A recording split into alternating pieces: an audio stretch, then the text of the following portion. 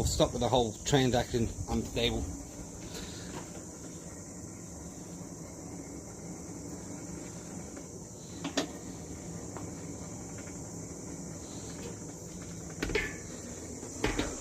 My one? Yeah. A little bit far in. Okay. A little bit far in. Yeah. Also, we want to put on top of the coals, right? Because otherwise it's oxidizing fire, right? Okay. So yeah, we want to try and leave that on top of the coals, right? Bring it back. Bring the charcoal so we've got a better charcoal. We're not straight on the bottom, right? Bring it back over. Bring up a mound of charcoal, right? Now we can put it in again over the fire, over the pot spot. Yep. So yeah, you're a bit far in. That's it. You might have to hold it. That's fine. Whilst it's still long, we will have to do some holding. Yeah. Okay. And then we'll bring it down. When we've got when it's a little bit shorter, we won't have to hold it as much, and we'll start using the tongs, right?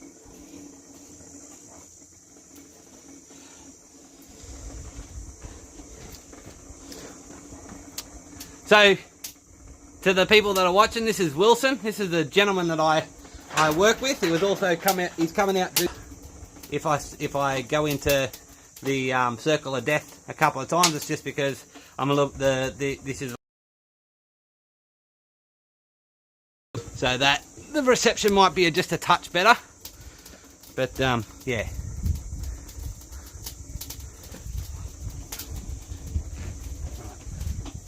Stop cracking for a sec.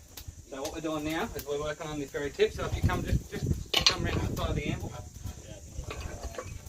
Quick, whilst it's still hot, otherwise it's going to get too cold. So what I'm going to do is I'm just going to start curling, just basically like we did with the when we did the leaves the other week. We're just going to do that. Right, so we're just going to work it round into a short curly cue. Yeah. Right. Then we can pull that off. Right. Because I'm done with that end for the moment. Okay. Okay. So now. What I'm going to do is I'm going to leave it out whilst you work on yours. We're going to come down probably about here, and we're going to cut it off. All right. Right. So you want to again bring that back up. Stick it in. Yep.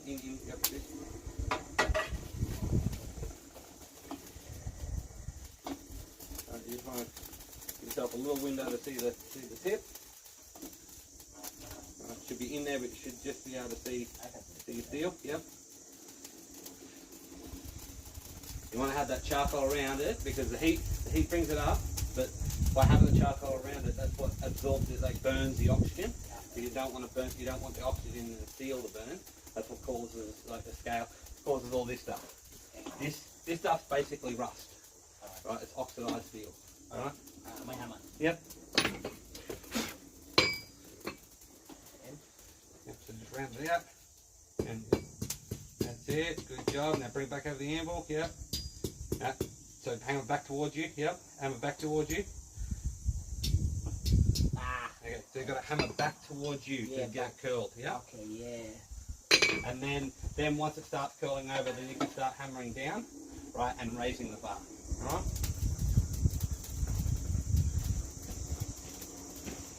Let me turn off the Wi-Fi, that's it, that's better.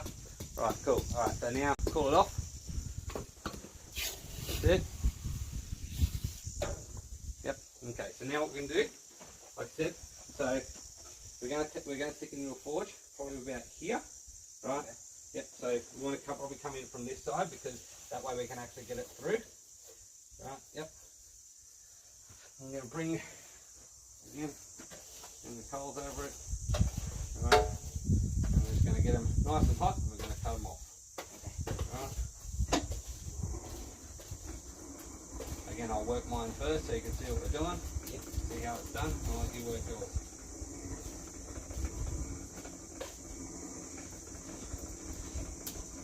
So, this is a hardy tool or a hot cut hardy. Yep. Right.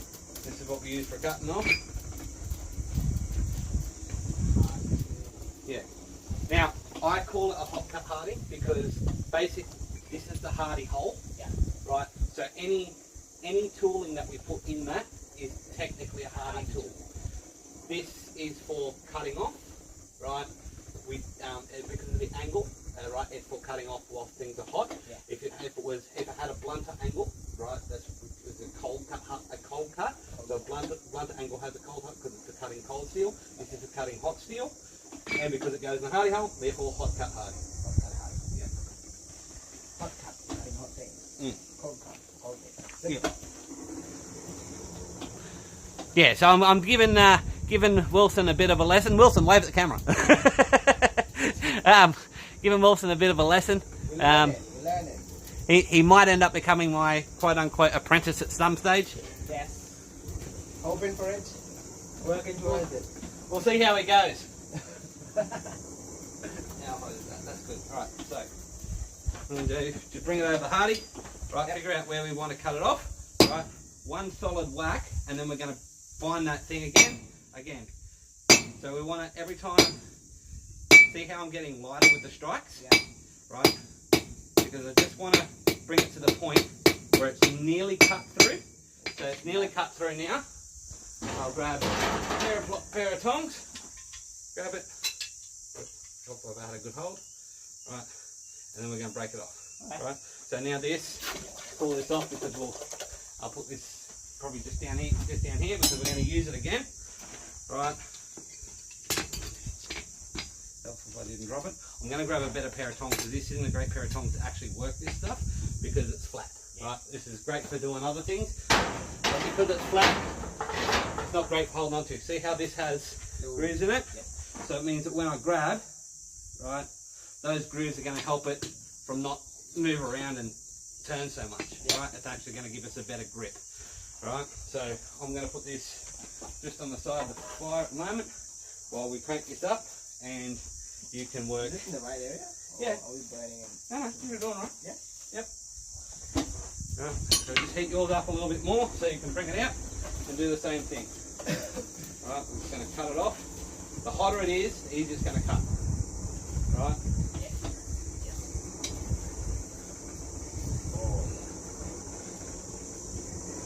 I'll leave these tongs here for you so you can grab them when you go to break it off.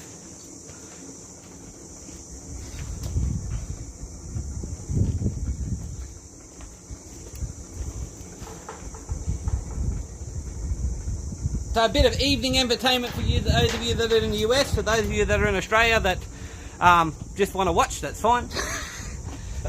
We've only got one person. Oh, we've got two people. Hello to the second person. Hello, hello. Yep. So figure out where you want to cut it. Yeah, probably back a bit. Back a bit. No, back towards you. Probably about there-ish. Yep, go. Yep. Yep. Harder. You want to get that cutting through, mate. Go. So make sure find the groove. Yep.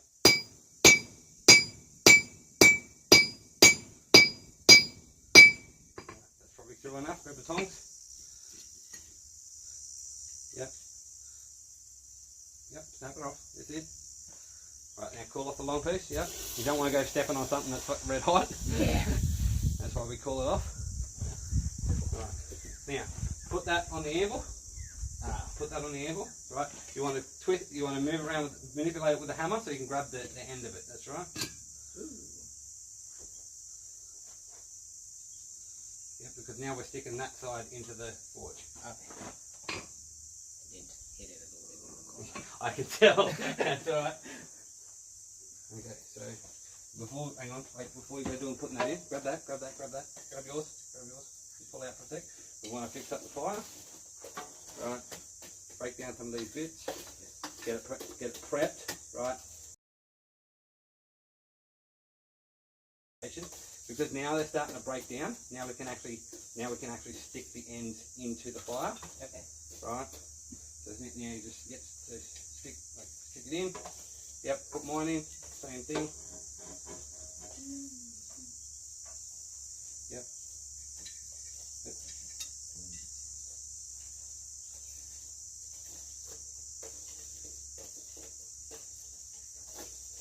Yep. Give it a bit of a crank. Maybe able to see you around. Grab them.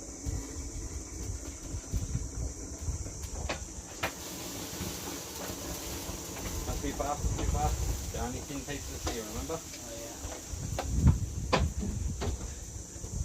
yeah. We're working about 8 mil at the moment, which is in Imperial, probably about 3/8. Okay. 3 people watching, yay! It's all about engagement. It's all about engagement. Got a connection. That's it. No, really, I'm not really worried about if there's many people watching. Some people will watch this later and hopefully get a lesson out of it, or I'll edit it down. Where's the tongs? So again, I'll work mine first. Right. Yep.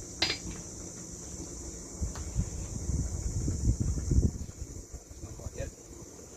I've got a little bit of a window straight down in here. I can see the tip of my bar. It's not really hot yet. So if you come stand where I am and look, yeah. You should be able to see it from your end too. I usually set it up so I can see it from my end. Right, and that way we can tell it's hot enough. Doesn't have to be a big window, just enough to be able to see the steel. Right, that later on when we're doing forge welding, when we're actually welding things together, that will actually help stop burning too. Right, because we'll be able to see, basically we'll be able to see the steel, and once we lose sight of the steel, it's getting to the point where it's nearly hot. Okay. So I'm starting to lose sight of the steel now, so that means it's nice and hot for me. Right, bring it out. Right, make sure I've got a good grip first. Taper right. again. Yep, just tapering again. Right.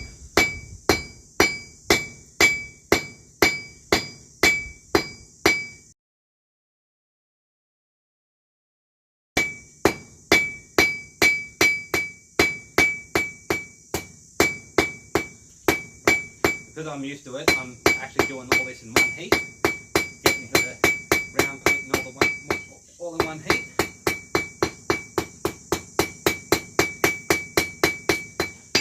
So again, just exactly the same thing. But what we're going to do next, see how this is scrolled this way? Other way. Yeah, we're going to scroll it the other way. Yep, exactly right. Right, so I'll move my hammer, put yours back up. Just do that. Yep.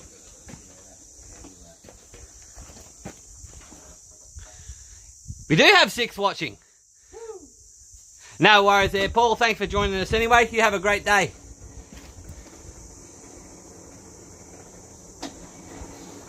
Hello to the lurkers. Oh, we've lost a couple of people. That's all right. Hello to the 3 that are watching, or whoever you are, wherever you are. Drop a comment. Say g'day. You good? Yeah, I think it's about ready. Yeah, probably. Yep, well, that's about ready. I'll get it out of your way. All right, bring it to the anvil first. Make sure you've got a good grip. Yep. That's right. We're just working the taper, again, at the edge of the anvil.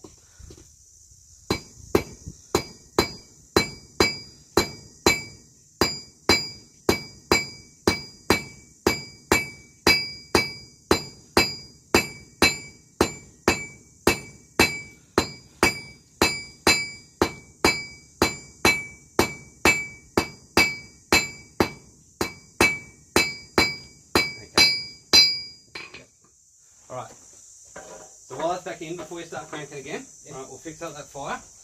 But we're gonna talk to you about your hammer swing for a little bit. Right? You're better than last time. Yeah. Right? But you're doing a fundamental mistake that most newbies do. Right? You're doing, if you watch when I swing, right, I bring my hammer up, right, and I let it fall. You're going like this, right? You're using your wrist. Okay? Remember, hammer, it's whenever to get force out of a hammer, force equals max time acceleration, right? So this is the mass, right? The more it accelerates, the more force you're going to get, okay? So it's the same with this one, right? So it's like even when I'm doing small stuff, right? I'm doing here. I'm using my arm and bringing it back and letting it fall, right? Right. I'm not using my wrist to actually do the force, right? I'm using the fall to do the force. Now, when we're doing bigger stuff, right? Again, I'm not using my wrist. All I'm doing is my wrist is guiding it, but I'm bringing the hammer up with my arm. Okay. So hold this, right? Right. I want you to bring the hammer up with your arm, No, doesn't even have to be all the way up. Just even if it's up to your shoulder height, right? Yeah. So just bring it up to your shoulder height. To bring it up to shoulder height, you're automatically bringing it up. You're bringing your arm up to here, right? And then you're letting it fall, right? And you're just catching it, right? Because if you look, that's my grip, right? So and all I'm doing is catching it at the bottom, bringing it back up, catching it, bringing it back up, catching it, bringing it back up. Okay. Right? Because if you're using your wrist, you're going to wear out your wrist real quick. Yeah. Right? You're going to get really tired in here and in here. Right? Okay. But by using your arm, bringing it up, and then you're catching it at the bottom. Yep. Right? You're using this arm, which gets in this muscle, which gets a lot less tired. Okay? No problem. Right. You got that. Okay. Hang on. Where's the tongs? Yeah. No, it's alright because you're still working on yours, so you've got to round yours out and still sharpen yours up a bit. Yes. Yeah. Yeah. Yeah.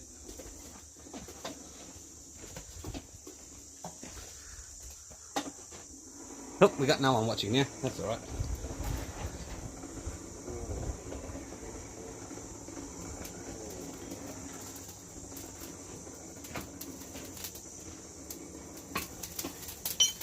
So what I was just explaining to Wilson was he's using his wrist a lot when he was hammering. So I'm just trying to correct that, and so that he's using his arm a lot more. I personally use a pinch grip, right? So it's nice and relaxed in here. So when I bring it up, I'm catching the hammer when it comes back down. I'm only catching the hammer when it comes back down. Bring it up, so we're getting that rocking motion, right? And it's less on the wrist and more on the shoulder, the bicep, and the trap muscles that's doing the work, rather than the wrist and the forearm.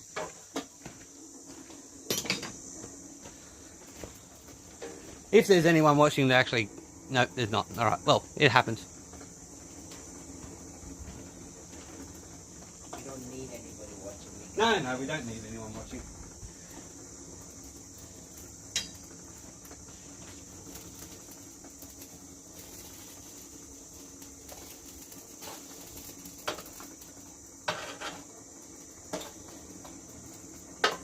It is like a Tuesday evening in the US. Oh. Yeah. Wednesday morning in Australia, Tuesday evening in the US. Now make sure you get a good grip on that first.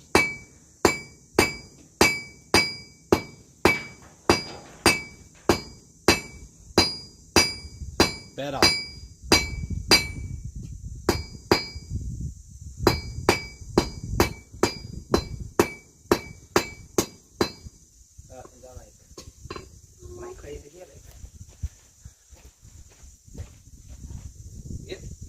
Yep, that's what happens when you forge a little bit too cold.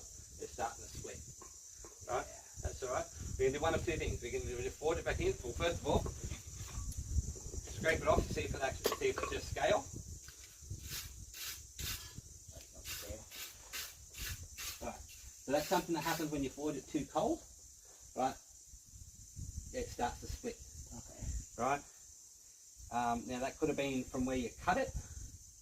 Right, so what we can do is get the hub cut, right, heat that bit off to there, cut it off, okay, and then taper it again.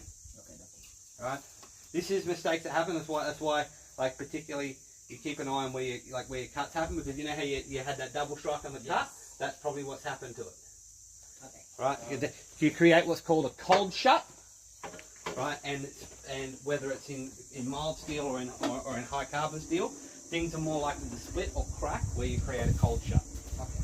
Right? Now, raw iron is notorious for doing that even without cold shuts. Okay. If you forge raw iron too cold, it will split like anything. Too cold to make it split. Yeah.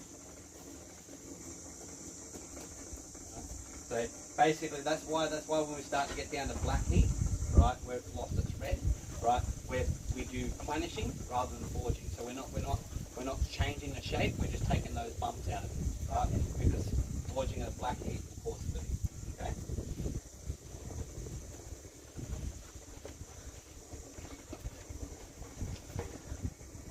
Hello, we've got two people watching at the moment. Hello.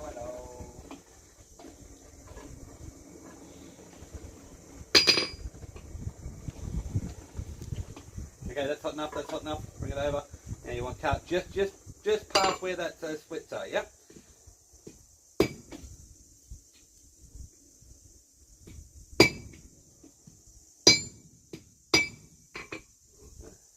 We have another pair of tongs, flat jaws, whatever. That's it. Snap it off, and just put that hot bit in the quench bucket.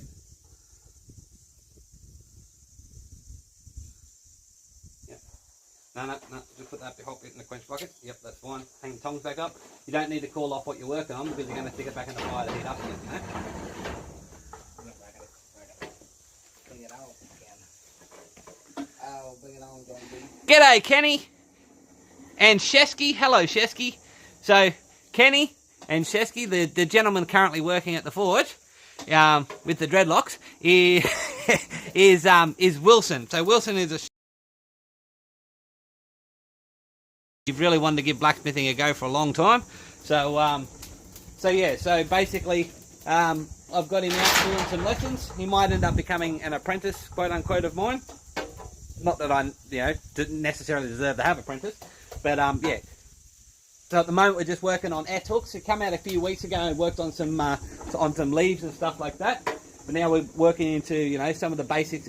We got him the very fundamentals, but working on more on some of the basics of smithing and getting him, like as you can see now, he's working the fire. He's just trying to make sure the coal and stuff, the charcoal's properly maintained around the fire and whatnot. So yeah, as we all know, it's a learning curve. He's only beginning. I'm not driving him too hard, but we're working on some of those beginner fundamental stuff that he needs to learn. And Kenny from Metalman Productions in the US says, "Hello, Wilson."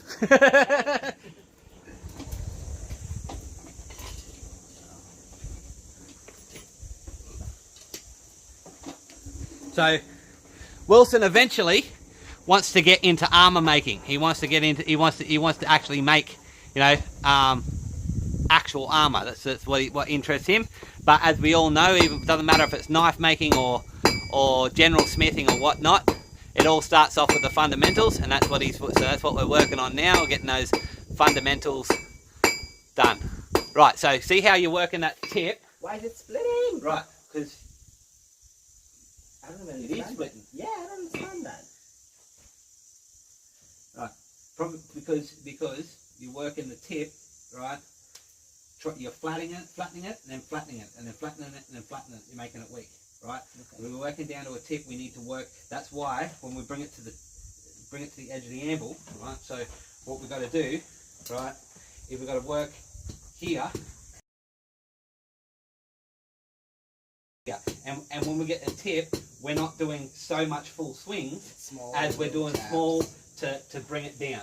All right, it's all right. So many mistakes. It's dude, it's part of learning, right? Don't fret yourself too much. I'll fix it up for you quickly now, right? It's part of learning. It's what it's all about. If you don't make these mistakes now, you're going to make them later when you don't know what you're doing wrong. You know what I mean? Yeah. Where's that?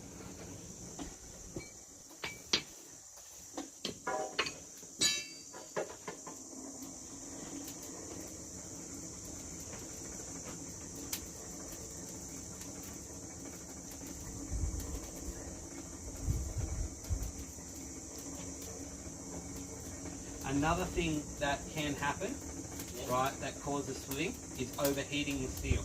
Okay. Right? Now, we haven't been overheating the steel, I know that, right, but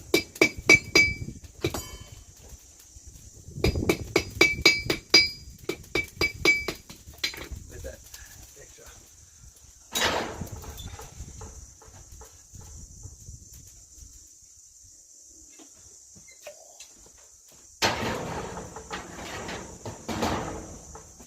Yeah, like I said, I know we haven't been overheating the steel, but that can also cause the splitting.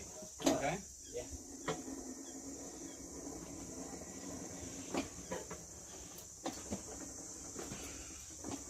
Right. So now I'm going to start hanging this back up where it belongs. Yep. Because Keep losing it. well, that. But I way I don't need to have as much access to it. Yeah.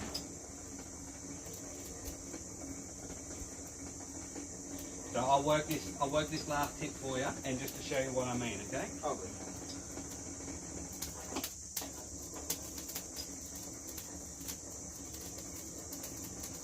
Right, so bring it to the edge of the anvil. So see how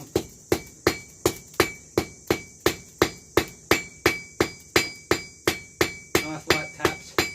See how I've now brought it to a point? Yeah. But I was doing it at an angle, right? Yeah. Right, and we just want to bring this back down a little bit more. It's nearly at a black heat now, so we don't want to go too much further.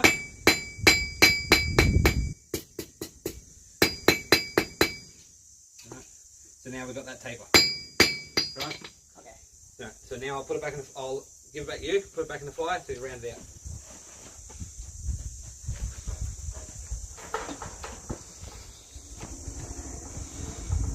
Hey Jeff, how are you, mate? Morning, Jeff. Wake up, Jeff. That's all right, Kenny. I don't. Just remember, I'm not coal forging. I'm charcoal forging. It's still solid fuel, but it's not exactly the same as coal. Similar. There's a lot of associated skill with both, but it's not the same.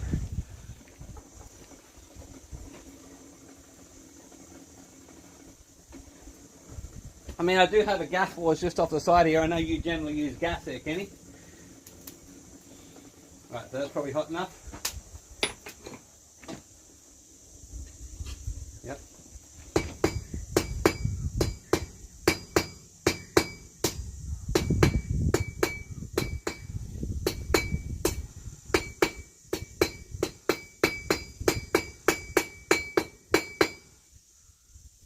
That round enough for you? Round enough? Alright, so back in the fire. You just want to heat up the tip. We're going to scroll it off the opposite way. Yep. So back this way. Yeah, alright, so you whack yours in. I'm going to whack mine in as well, because that way I can work mine first. Now, again, we don't need to get it super hot. Yeah. Right, because the tips of our things are a lot thinner than the actual stock bar. Right.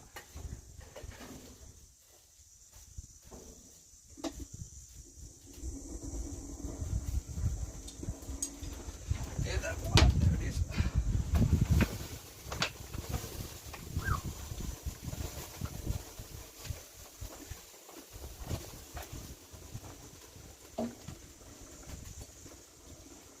Let's keep it on. Yeah, I don't know if you'll probably do. No, exactly. We don't want to melt the tips off.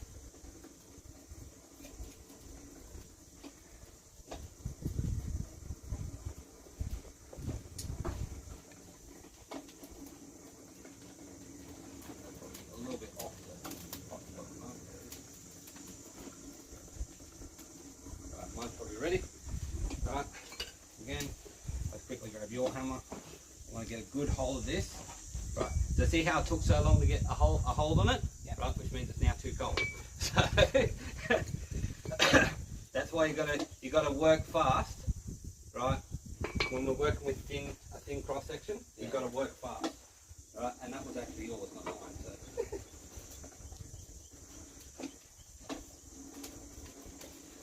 Luckily, mine's still on the fire, which means I get to grab it and. No, that's got nothing to do with that. It's got the fact that I didn't get to put it as quick as possible. So that's why we try and set up the anvil, right? So notice how I got my hammer there, so that when I bring it out, right, I knew where you were, right? And nice and quick. So again, we're just going to work, right? And now I've actually done that the wrong way, right? That's all right. Come in here. Now the right way. Okay. It's round, it doesn't matter. Right? But we're actually going to do something with that in a sec. So the next one we do, right, we're going to actually forge the whole bar square, and we're going to put a twist in so it looks nice. Okay. Right? And we'll leave that off the side for the moment. Talk about this twist. Yeah. That's an extreme one because I did like three twists in that, but yeah. So when you're ready, your hammer's on the anvil.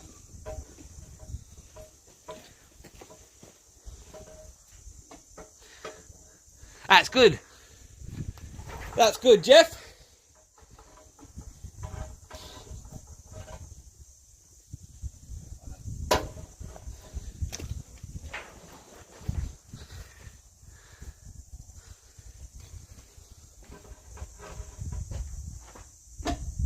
You let it get cool while you're messing around? No, I was trying to hold it so I can like just be ready when I go with it. Right, okay.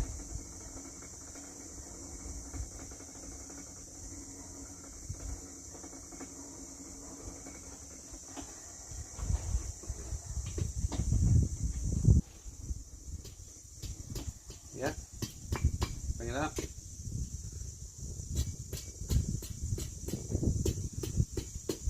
Good job. Okay. Yep. Sweet as. So now you got one either way. Okay. So now what we're going to do. So we're going to put it in the forge. So we want to cool this off. Yeah. Because we're going to put it in the forge and we're going to heat up probably about this bit. Okay. So this bit's going to be sticking past the fire, and we're going to heat up this bit. Right. But before we do that, let's give it a bit of a brush off. So over. Right, stick just the tip in the forge. Yep. Right. So if you want to put, let's correct this. Get this all piled up again.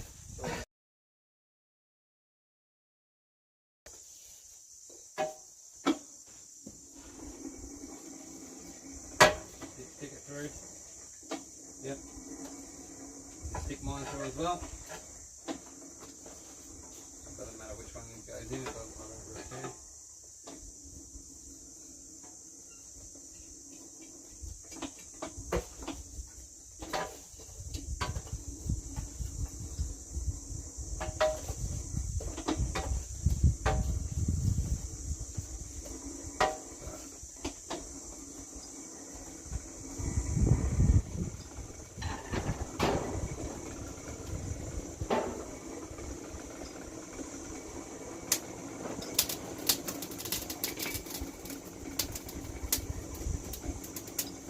Don't forget the drag there, you can wipe the face on if you want.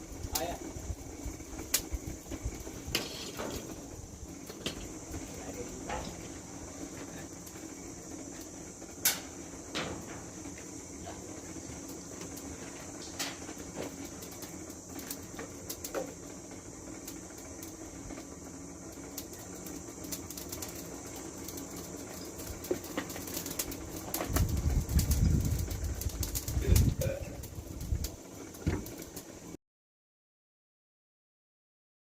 Forging, like we don't do a lot of these, we can do it in a charcoal forge, right? But normally what I do is if I was doing a whole heap of these, I cut them to length and then do them in that.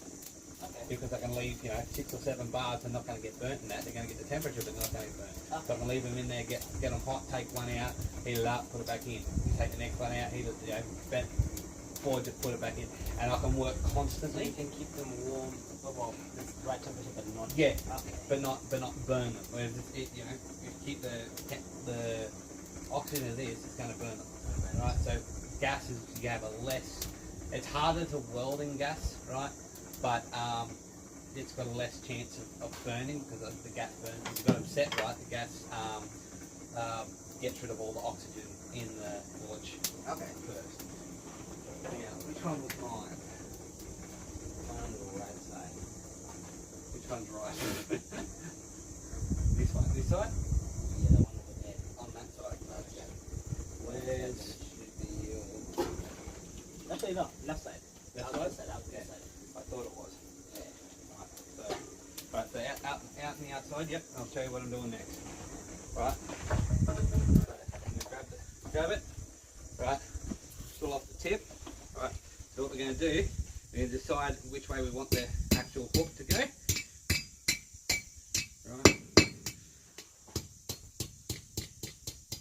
Right. So that's probably a bit too extreme. Right, but that's all right because I actually want it to hang over here. So we're going to have a longer hook and a shorter hook on this side. Right, but let's square that up.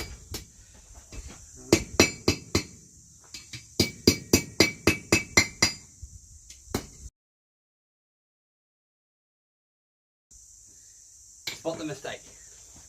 Oh, so again, isn't it? Yeah. So So this should be on the out. But that's okay. Again, it's something we can fix with this type of bar because, yeah, it's round. So we can just grab it and twist it on the outside. Yeah. Right.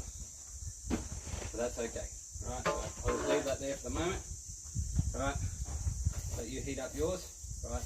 But what does that teach you? Which way did I have that hook when I was bending it? Down. Yeah. So it should be up. Yep. And you want to avoid hammering on it, but that's why we call it off. So when we if we do accidentally strike it, the bar's going to bend before we deform the actual hook. Okay. Was it a deliberate mistake or did I mess up? You'll never know. Hey Alexis, how are you? And Lauren.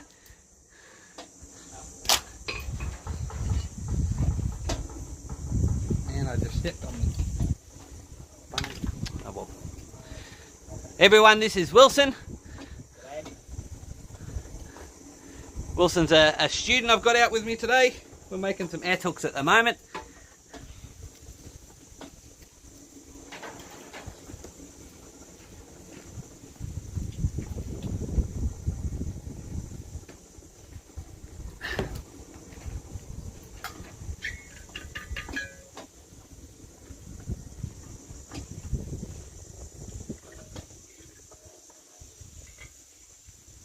Okay, so look at that. Wait, before you do anything, it's probably too far down, isn't it? Yep. You'll put it back in, move it back towards. Yep, a bit. Yep. Let's fix up that coal so it's actually covering it. Like I said, we can always pull off the curlicue before we bend it. Okay, so that's why we got the quench tank here. We can just pull off that curlicue before we actually work the bend. Okay. Yep.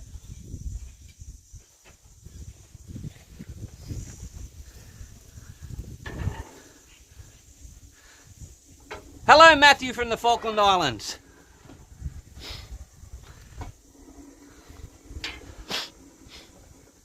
And another Matthew. We got two Matthews. G'day. But Lauren says that Wilson... Oh no, Matthew. Matthew's his younger son's name. Alright, my bad. Matthew is a good name too. I've got a couple of good friends called Matthew. And of course I've got a friend that's, you know, a friend of me, and I use that in inverted commas because he really is a friend. He's now changed his name, his YouTube name. It was Aimless Adventurers. Oh, sorry, yeah, Pointless Wonder. But yeah, now he's changed his name. It's AA.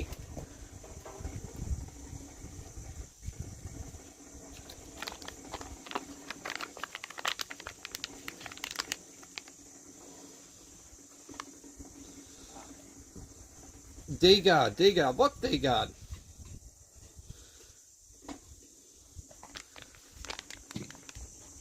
Alright, so bring it back, yep, now start bending it. Alright, so see how you're bending it too far down? Yeah.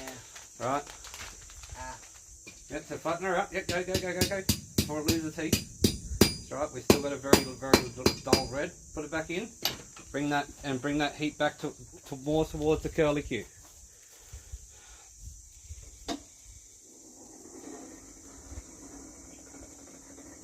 The best thing about blacksmithing is you don't really make a mistake because you can, unlike woodwork, where if you cut something off or do something, that's it, it's the way it's got to be, unless you glue things together. We can, you know, straighten things out and rework them till we get them the way we want them.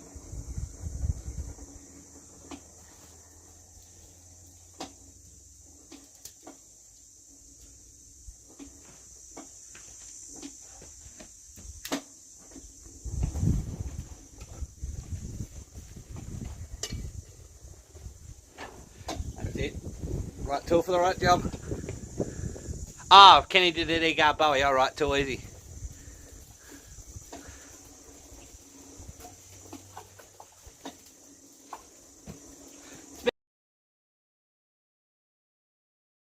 Actually bought a belt sander to help me finish these off because they got to be done for me this week. And because I was hand filing them. But I'm running out of time, so I spent the money, bought a cheap belt sander in order to help mine get finished, because I need to finish them this week.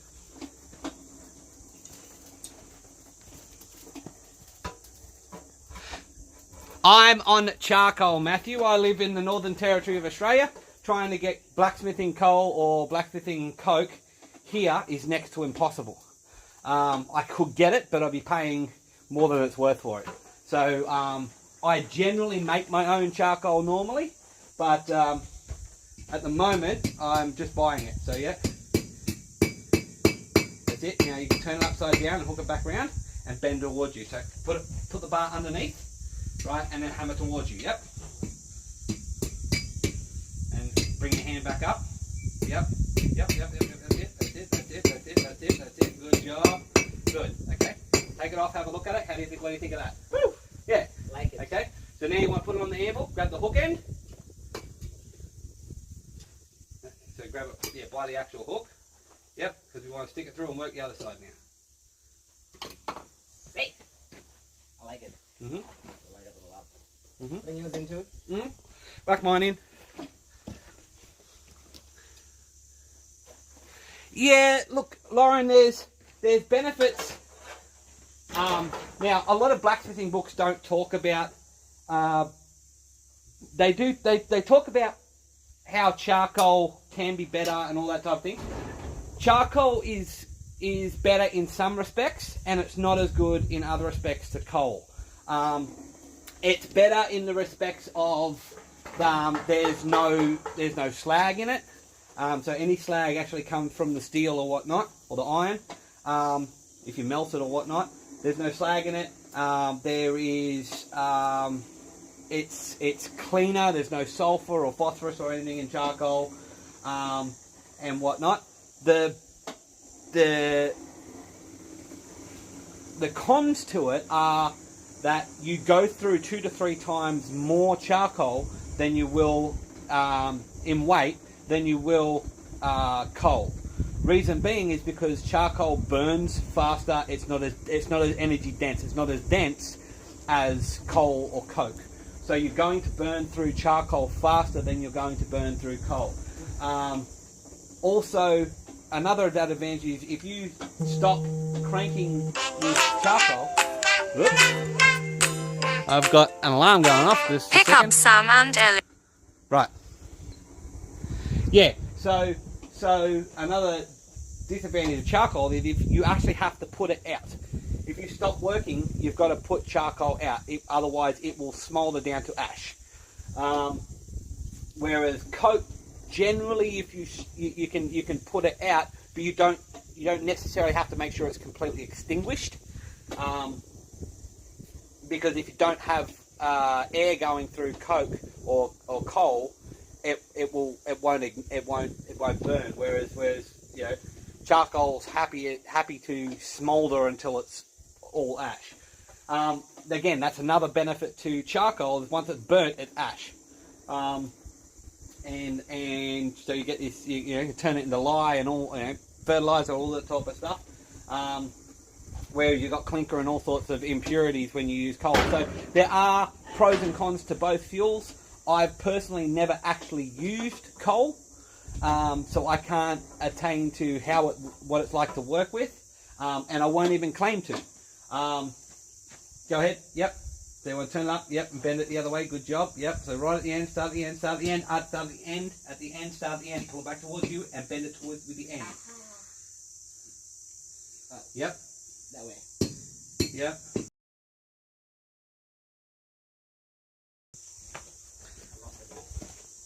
Yours is ready. Yours is red hot. Yeah, that's right. Hang on. So mine's ready? Good.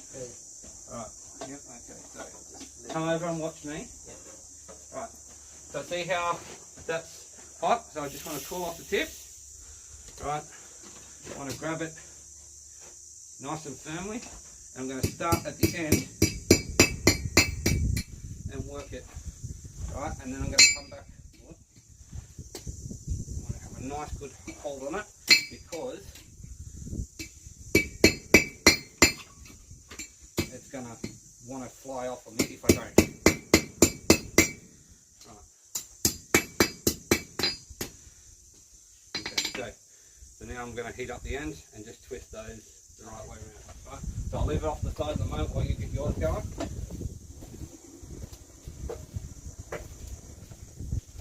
be able to see it.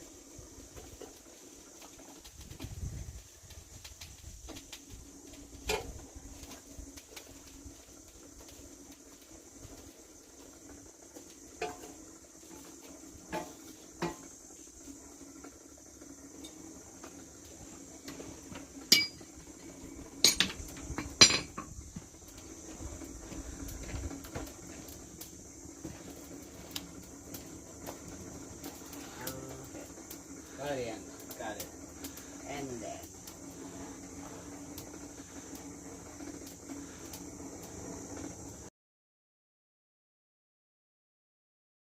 One thing I've noticed, so lately I've been buying bags of charcoal simply because I haven't got myself set up where I am at the moment to make my charcoal. I much prefer the charcoal I make. It burns better and it's a lot less spitting and popping and fire fleas.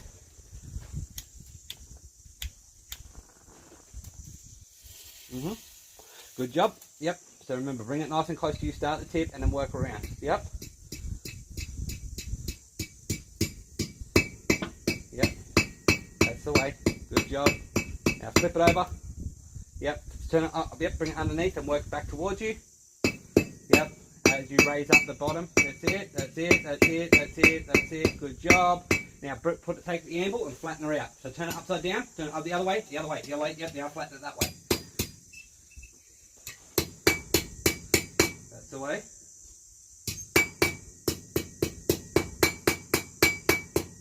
Yep. Now look at it. See if it's square and straight. How you like it. It's not straight. Right. Yep.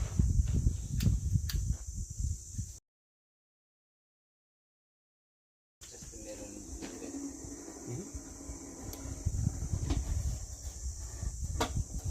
I'm not too fussed about mine. I think I might just leave it as it is, to be honest. That way.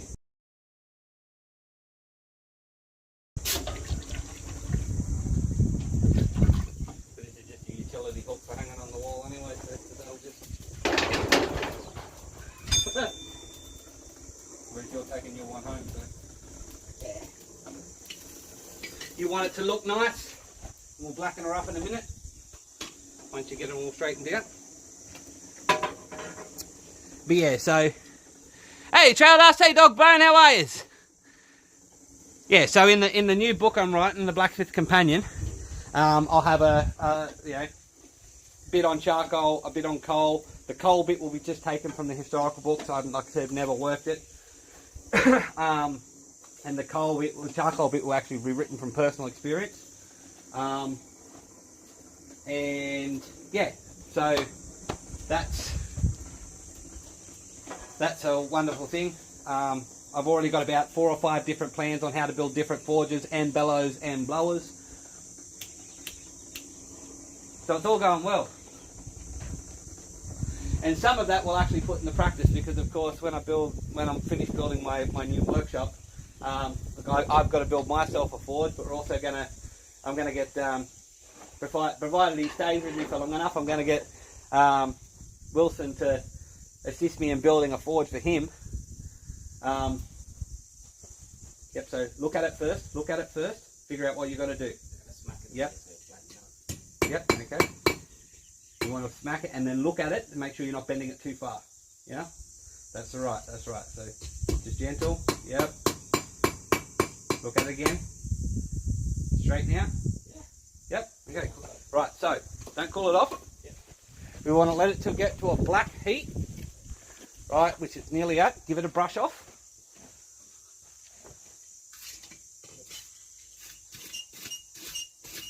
Yep. Turn it over, give it a brush off. This. Right, now grab the wax. No, put it on the handle. Put it on the other. Right.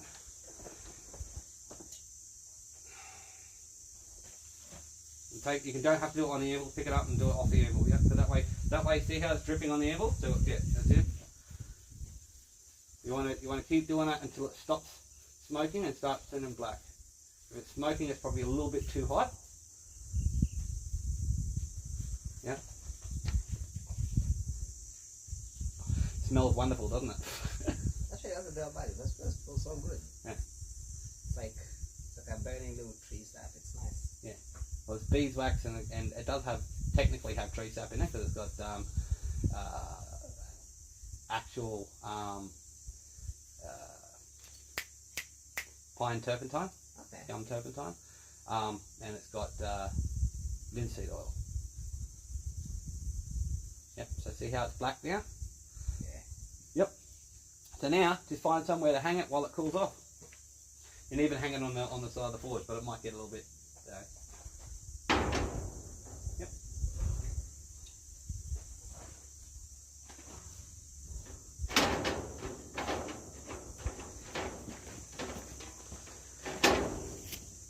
Right, so see how you're putting it, yeah, I'm going to see how you got the wax and shit on the handle in there? So that's going to burn off when we get there eventually, but yeah. Right, so just put that in the box over there, I don't care.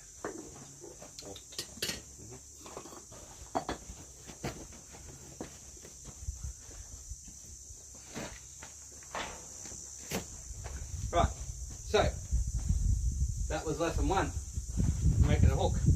Okie dokie. Now, we're going to do the same thing. We're going to do practically exactly the same thing, but we're going to square it out first, right, so we get that little bit of a decorative twist on it first, so like this. Okay. So we're going to work the whole bar, we're going to taper it, but as we're so we're going to taper the wet one end. As we taper it down, we're going to square off the whole bar, right, so not so much forge it, but we're squaring it off. Okay. Right, then we'll cut it off, we'll taper down the other end, right, and we'll leave it square. So rather than rounding out the hook this time, we're going to leave it square. Okay. So let's fix up this forge first.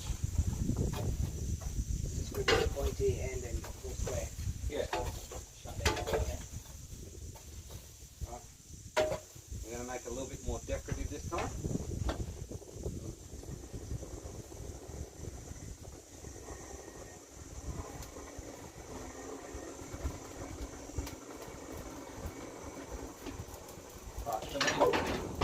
Where'd you put your there it is. 1, 2. Okay, so 1, 2. Alright, so let's get this in there.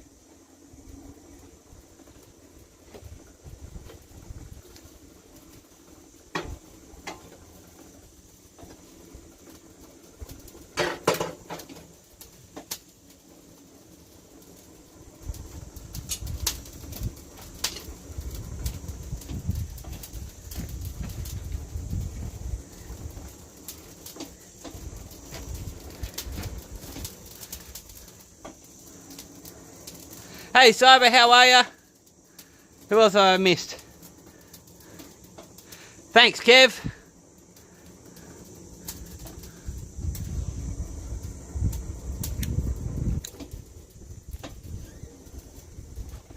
Oh, we got 11 people watching. Ooh. Right. So do the same thing. I'll show you what I'm doing first, and then I'll get you a copy. There. There's nothing wrong with pulling it, have a quick look, and then putting it back in. Like we're pulling it not all the way out, right? But as you saw, I just pulled it back to here to have a look. It's still in the heat. It's not hot enough yet, so the reason why it's taking a little bit longer is because we're heating it up from cold.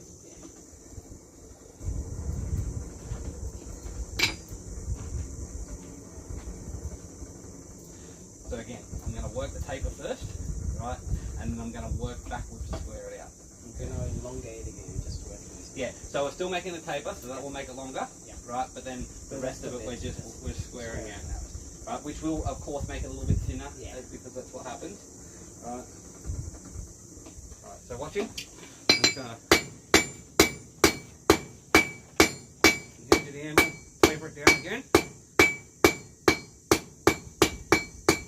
Right, and then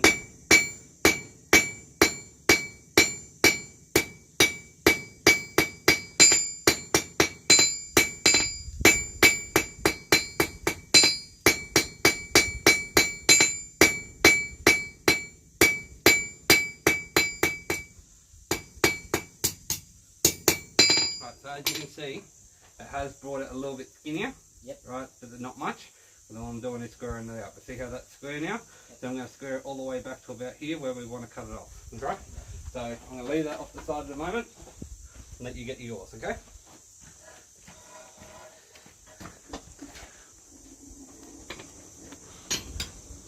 G'day, Crawford.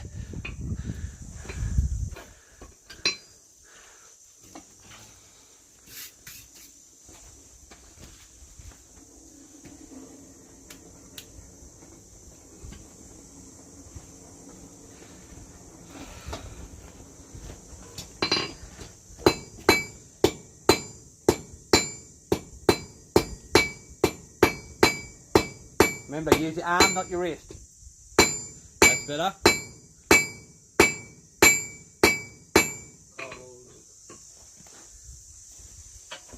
Arm, not wrist. Got it. We'll keep that in mind. It's not a fish anvil. I actually don't know what type of anvil it is. It has no markings on it, but it is a actual London pattern anvil. It's got some sort of bulge here, but yeah, it's got no actual markings on it to tell me. It doesn't have its weight or anything. So I'm presuming that it's a newer anvil. You know, something in the last 60 odd years, but it's still nice. G'day, Newt.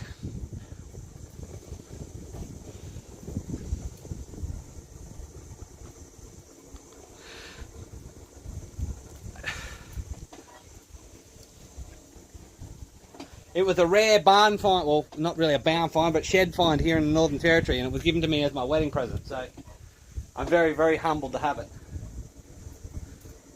It's a real anvil, and considering I spent so long working on Tiny, which is my forklift tiny anvil, yeah, I'm privileged to have it.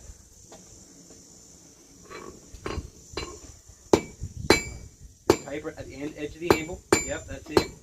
That's it. Better. Keep coming to the edge of the anvil. Yeah. That's it. Right, so stop. So see how it's starting to get that fish lip at the end? Yeah. Right, so that means you want to get it hot and taper that end a little bit more, because that means you're working the outside, and that causes splits as well. Okay. Right, so if we get that tip hot and we come right to the edge of the anvil and start working that, just work the tip, right? Yep. Nice, quick light blows at the tip. Yep. Right, and that will stop. Hang on. So see how you can see the bottom of it? Yep, that's it. You want to fix up that wire first. Stick it in the top, yeah? That's right. Get some of the coal over the top of it.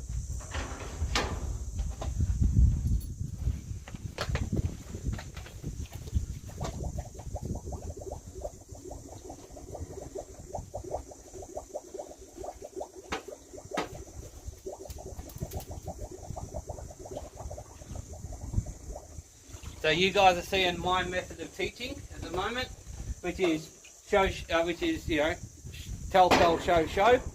Right, so I tell, he explains it back to me, I show, he does it, so he shows me what he's doing, and that way it gives me the opportunity to correct what he's doing. And now, I'm no Master Smith, as we all know, but yeah. Hey, Dylan! Well, they're out 1910. Thanks for the info, Dylan.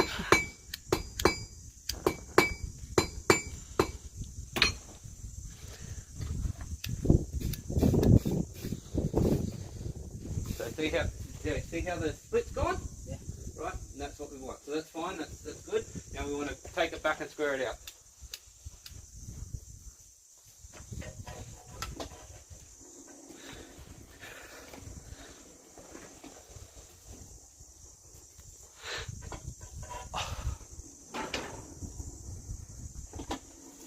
I've got mine chained down because I don't like it to bounce, and it also adds the weight of the underneath under the anvil.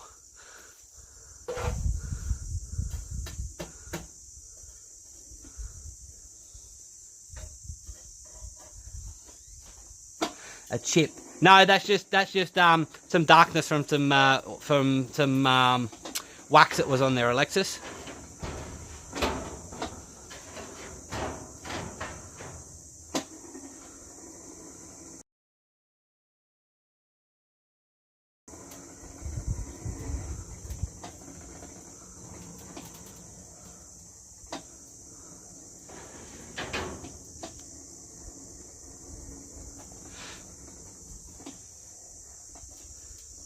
Yeah, it's if I move you, we might disconnect a little bit. But if I bring it over, right, that's what it looks like. It does have it's got a typical London pattern anvil shape, but yeah, it's just a basic anvil. Let me try if I can bring this down a little bit.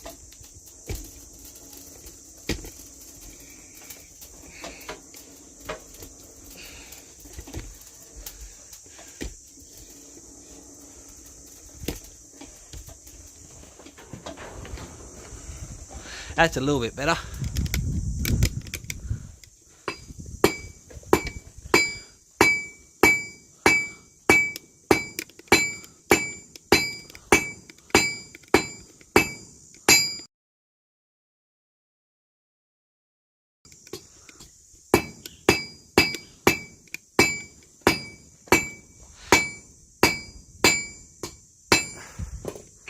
Yeah, so it's a good old anvil. It's solid steel. It's not cast with a plate on top.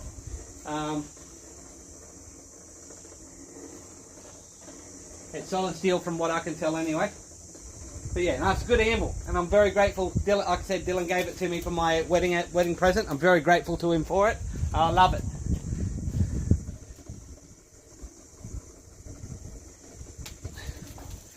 I think I came up with a name for it, but I can't remember. One name if you can forget.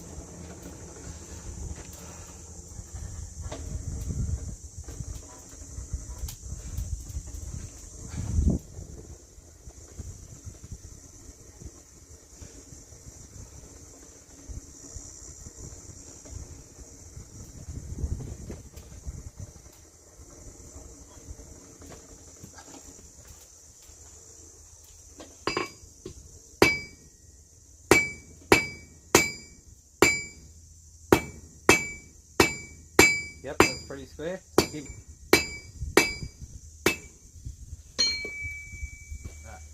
You want to move it through the forge a bit more and give us a bit more length for the square.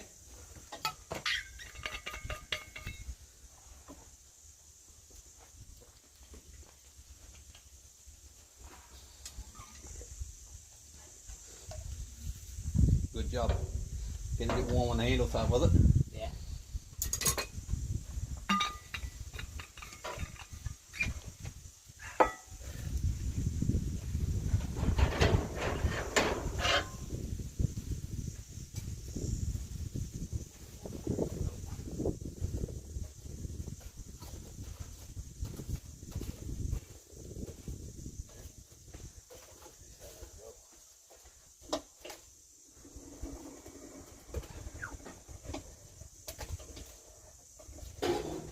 While we're doing that, some more of this.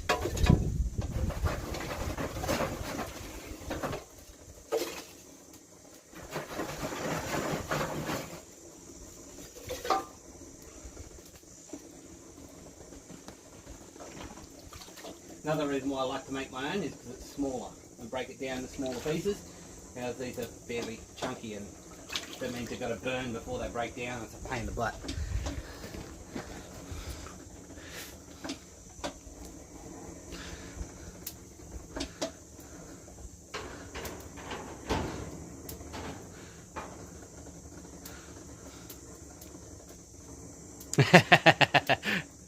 All right, see you, Daniel. Have a good one.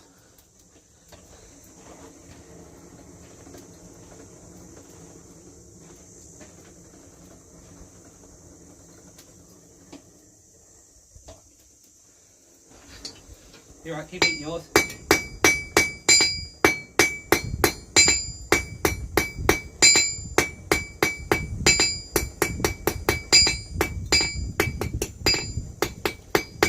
One thing I'm just doing is making sure I'm keeping it straight as I'm going. Yeah. Yours are probably hot enough, so.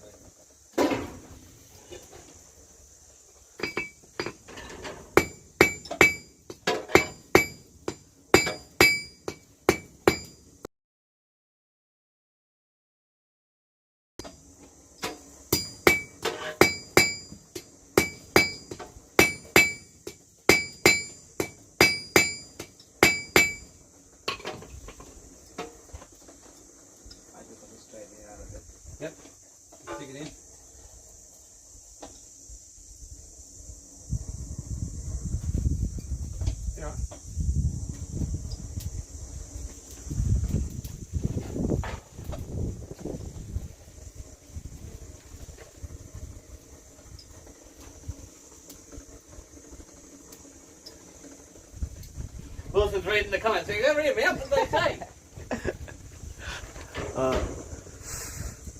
Time to make a change. Lol. Plan on fixing that soon. Got a cam and mic on order. So, what a lot of people do is, whilst they're watching, they also chat with each other in the chat. Yeah. That's the best thing about this community. You know, we all talk to each other, even when, you know, someone's busy. Pretty nice.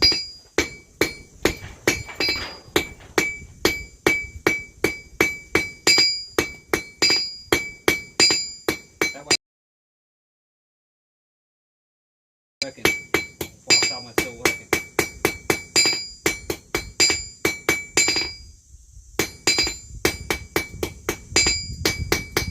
So it's black heat. I'm just plenishing, taking out some of the rises and valleys, because I'm probably going to cut it off about here, right? Okay. So I'm going to leave this bit round, okay, so that I cut it off and I can work this end, right? So what I want to do first is where the frick are those tongs?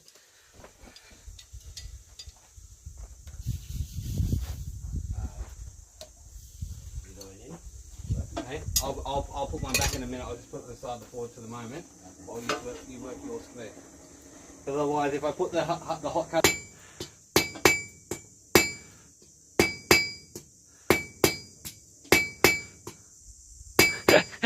Too many eerie comparisons now, eh?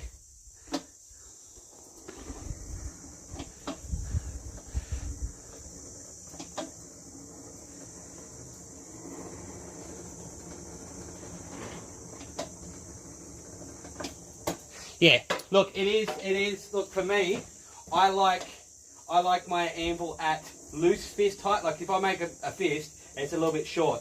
I find it comfortable at loose fist height. Now, Wilson, come here.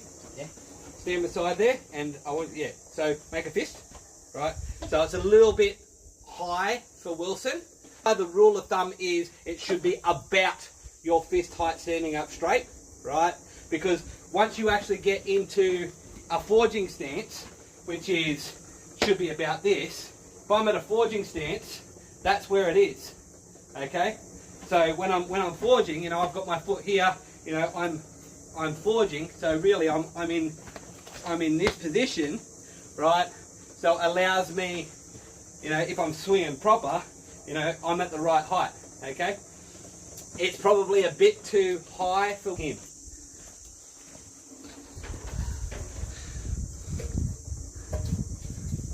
So we're making hooks. So, hang on, is this cold enough? Yep. So this is one Wilson just forged. It's his first S hook. It looks pretty flash, to be honest. He did a really good job with it. So we're working on some hooks. All right, basically working on tapering, squaring. Now, at the moment, we're specifically working on a squared off hook, so we can twist it, put a decorative twist in it, and the whole thing's going to be square. So we're working this round bar he's working now, working it to a square cross section, so that we can put that in. And it's also showing him, it's also teaching him to changing cross sections.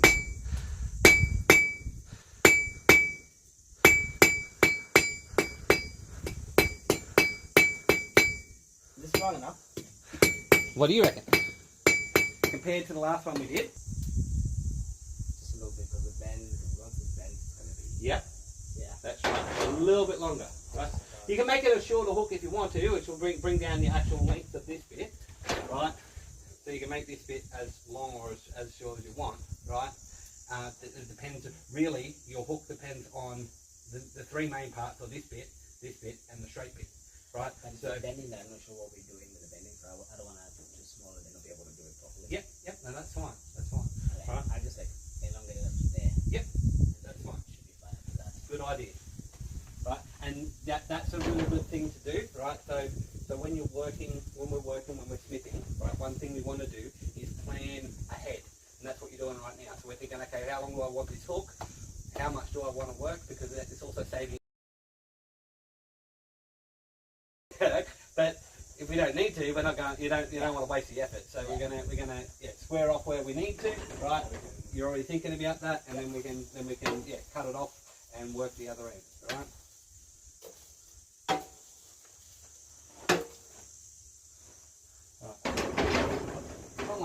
going to hang on that one complete. No, that one's not moving. Right, go. You got the water? Hey? Have you got the water? Yeah. Yeah.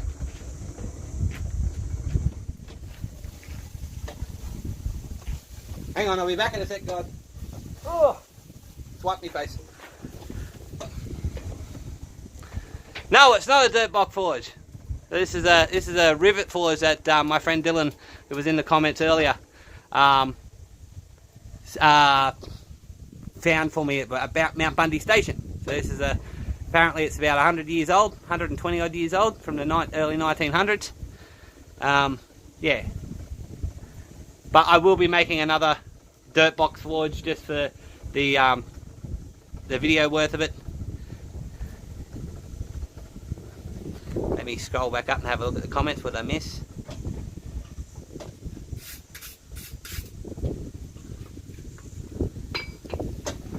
I have 4 people watching now. We've had people drop in and drop out, but that's okay.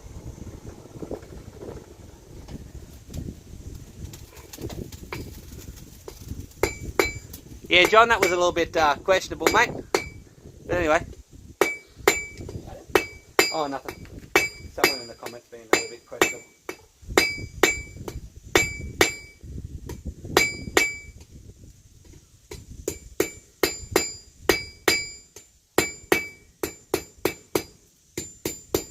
That's it, straight around. That's a good job. That's good enough. That's good enough? Yeah. Right. Yeah, so we're going to cut it probably about, half an inch. Yeah, when we go cut it, yeah, probably get cut about half an inch down from the square, that's right. Yeah? Yep. Yeah. And it's getting a bit hot again. Just a little bit.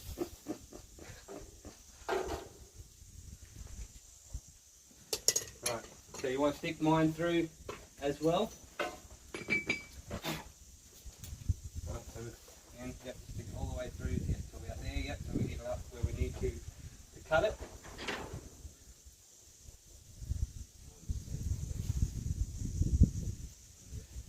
Yep, so we made both our squares about the same length, which is good.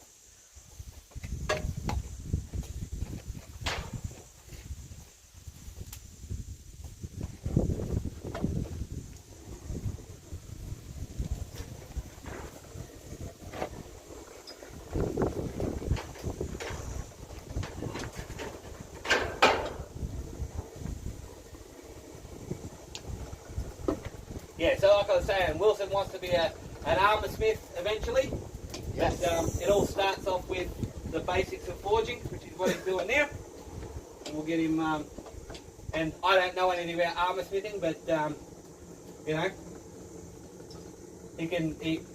a lot of videos out there. I'll put him onto some people that do it later on. But at the moment, we're just learning the basics so we can figure out the basics. As we all know, everything in blacksmithing is the same, 10 to 15 odd basic skills. And I say 10 to 15 because you got tapering, drawing out, squaring, rounding, bending, turning, twisting, welding, upsetting. That's 9. Waiting for the remaining. Hey? Waiting for the remaining 10 to 15. We go to 9.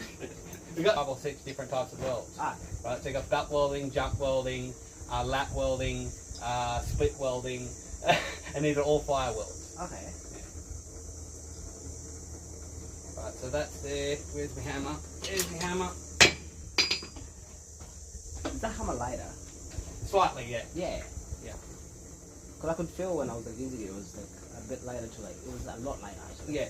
Yeah, so I'll use this hammer as, this one's probably 2.5 pounds, Okay. which is about a kilo. Right, this one's probably 2.2 to 2.1 pounds. So this is probably a kilo. If we're really trying to move metal, I'll use that one. Even if you compare this one, right? But that also feels different because it's got a skinny handle. I like skinny handles. Okay. Right, because I've had tennis elbow or blacksmith elbow before, Yeah. and that's from over gripping on too big a handle. Okay. Yes, and you can do it by putting your thumb on the back of the handle. Yeah.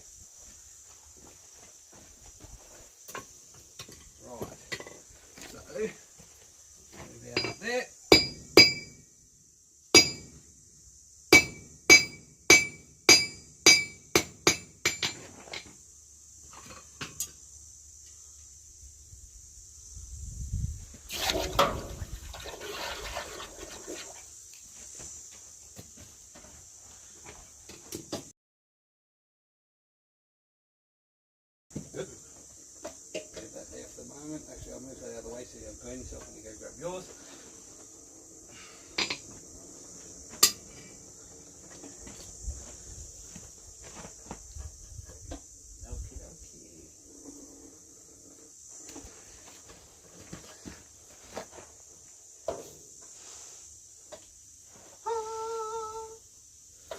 I might actually be actually thing it again. That was too hot.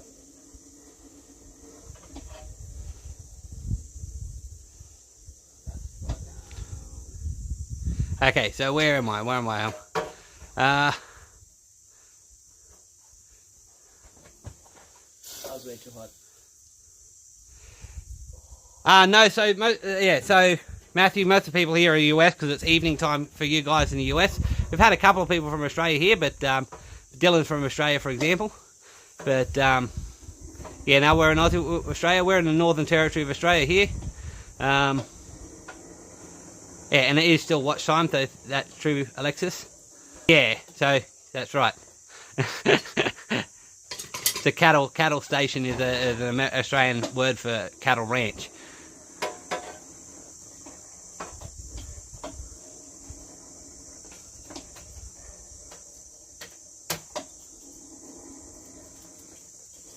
Matthew, in the South Atlantic, whereabouts are you there, bud? Yeah, I use imperial as well as metric, simply because I'm used to using both now. And if I talk purely in metric, you guys wouldn't understand what I was talking about. Most of you.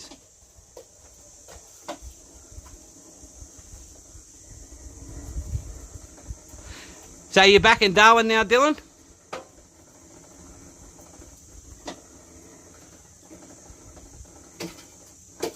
Yeah, Sam is in Perth. Lauren?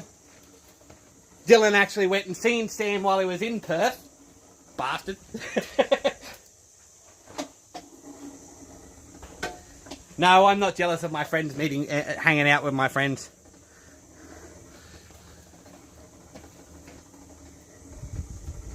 Alright, so have you done cutting yours off yet or not yet? Not yet. Okay. It was too hot. Yep, that's alright. Grab. So, give yourself, keep going, yep, out there. You want to give yourself room to actually taper. Go. Hit it. Yeah. Sit. Sit, keep going. That's it, now grab the tongs and snap it off.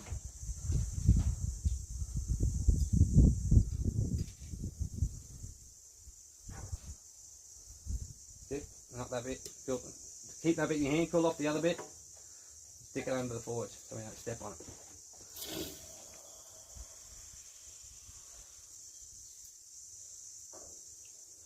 That's the way.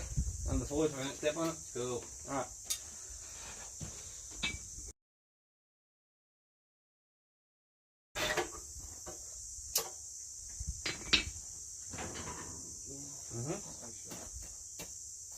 Yep. Stack her up.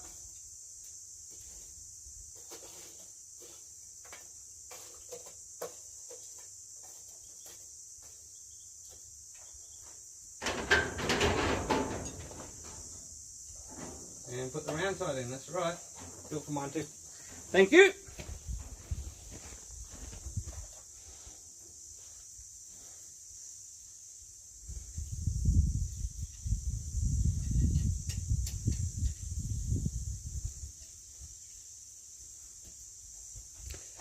Below South America. Oh, you're in the Falklands. Okay, yeah, no worries. Falkland Islands. Fair enough.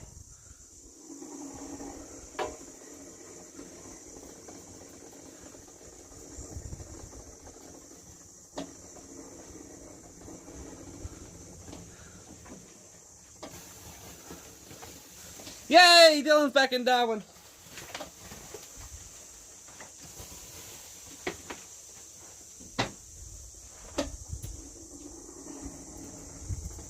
Move this bottle over here so it's not in front of the handle, right? Okay.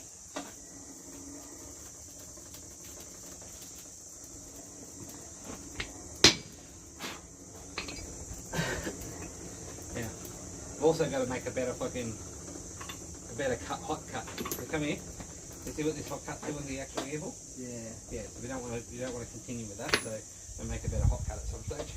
Okay. I've got to measure this up and figure out. The size of steel that I need to build with.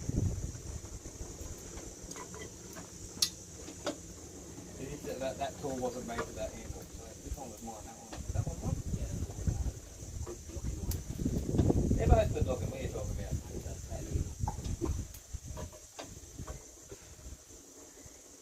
The pointy edge is slightly bendy. Right. I brought mine back a bit, so I'm actually heating up the tip. Probably want to do the same with yours because it looks a little bit neat. One thing you want to make sure is that your orientation, right, when you're doing this taper, right, you're keeping the same orientation of the square as you are with the cross section of the bar, okay? Okay.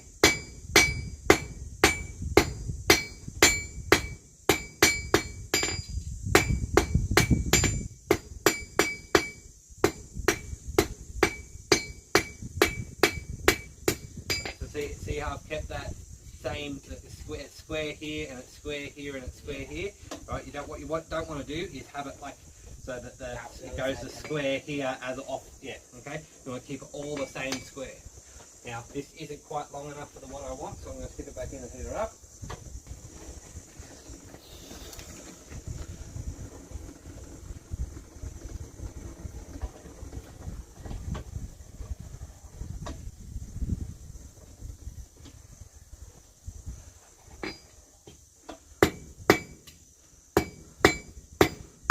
Yep. Yeah, I'm trying to teach Wilson the good habits from the start so that he gets, you know, he's not having to unlearn that thumb on the ham. Yep. I noticed it as soon as I put it in. Yep, good.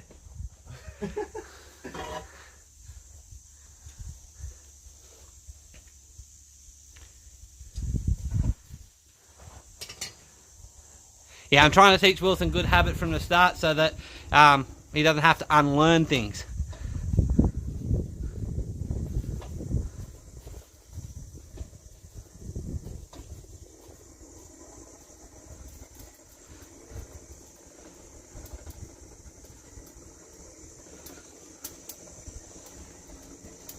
Everywhere gets less rainfall than the UK, Matthew. Yes, Darwin has a very tropical climate. It is a tropical place. It's currently probably about 35 degrees and about 70 to 80% humidity at the moment. Nice and warm. Speaking of, you have a drink of water. I'm going to go get a drink of water myself. You keep them entertained while I fill up your bottle. G'day. Welcome to Blacksmithing with Wilson. Doing apprentice things here. So good.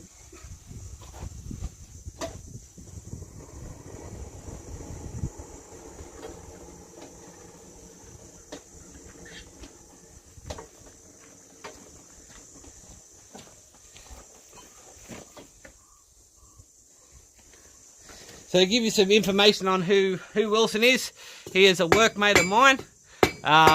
We work together at the same company. I won't say the company, but we work together at the same company as in the call centre.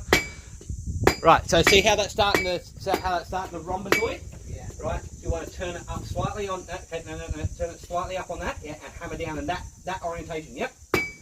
Square it back out.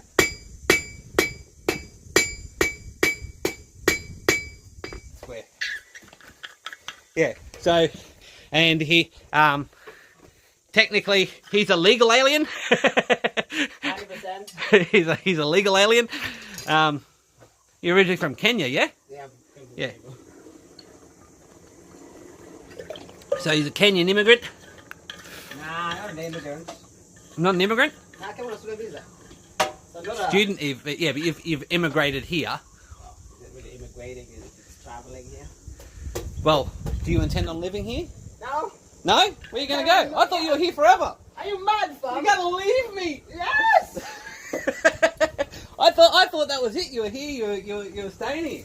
Nah, man, I love my country. Mm.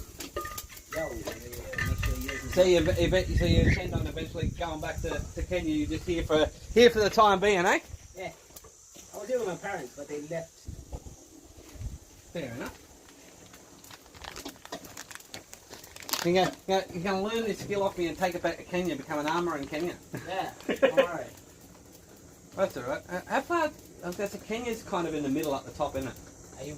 No. I'm not sure. I'm not sure, mate. We're the coast. Yeah. Coast on the right side. Yeah, bottom or top? Bottom. So you're not that far from South Africa. No, we're not that far from South Africa. Because there's a really good knife maker in South Africa, Black Dragon Forge. We're a bit away, but not too far. Good knife maker. Okay. Black Dragon Forge. Yeah. He's an internationally renowned knife maker, and he's friends with Sam too. But yeah.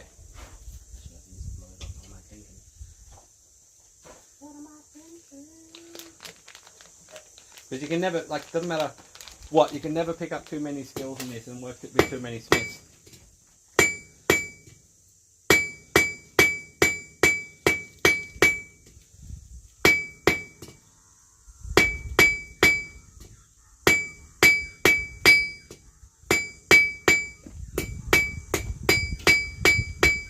Donkey in the background here.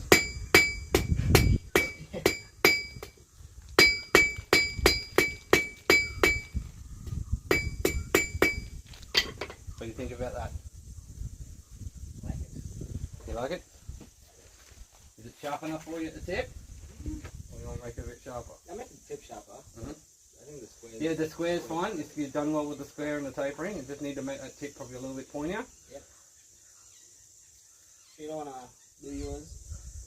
I want you to get yours to the point where we're ready for the next step before I go any further with mine. Okay. It's going to take me less time to do what I need to do than you are to do what you do. That is a fair point. And see, this is important. What we're doing now with the squaring is important because for this, when we eventually get to the drive hooks, Yeah. right, we need to do it for that, right? Not squaring off the whole thing, but you know, getting that taper and that sharp point is important for that. Now, with the drive hooks and stuff like that, because mine has the point where you can actually hammer on. Okay. A lot of them just go this and then do the go there and then do the right angle in, which makes it really hard to actually hammer on when you try and drive them in. Mine's a slightly different design.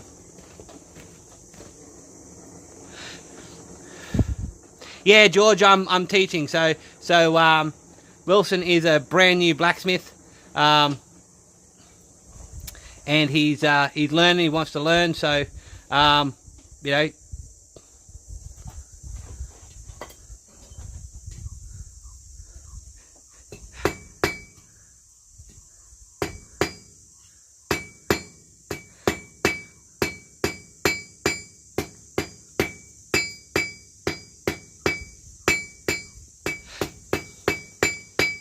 No, don't worry. I've made that joke before. There, Lauren. You know, yelling out Wilson like out the Oh my god.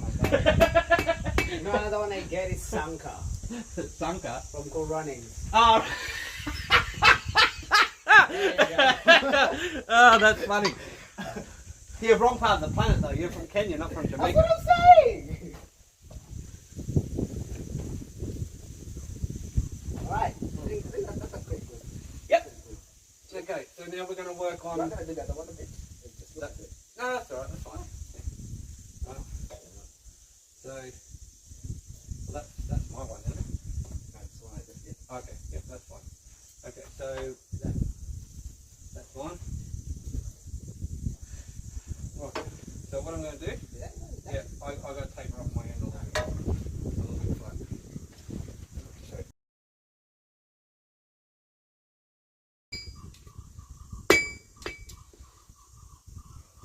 probably.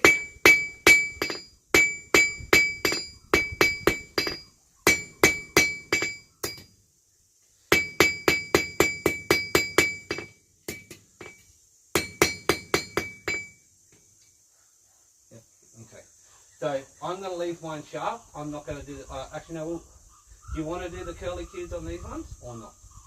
The curly bits. What's the end look of it? The end look of the hook with the curlicues or without it. Are we bending them? Like We can if you want. No, are we doing the S shape? Yeah. Okay. No, I don't do the curlicue. I guess we'll leave it with a little spin. So, We'll just do the twist. yeah. Yeah. Okay. Fair enough. All right. So what we're going to do first, all right, is we're going to do the hook first. Okay. And we'll do the spin on that. Okay. Alright, so let's pick up this. Get this nice and piled up again. Right, we want, again, probably about there. Do you want to watch me do mine first and then you do yours by yourself? Yeah. Yeah? Okay. Right.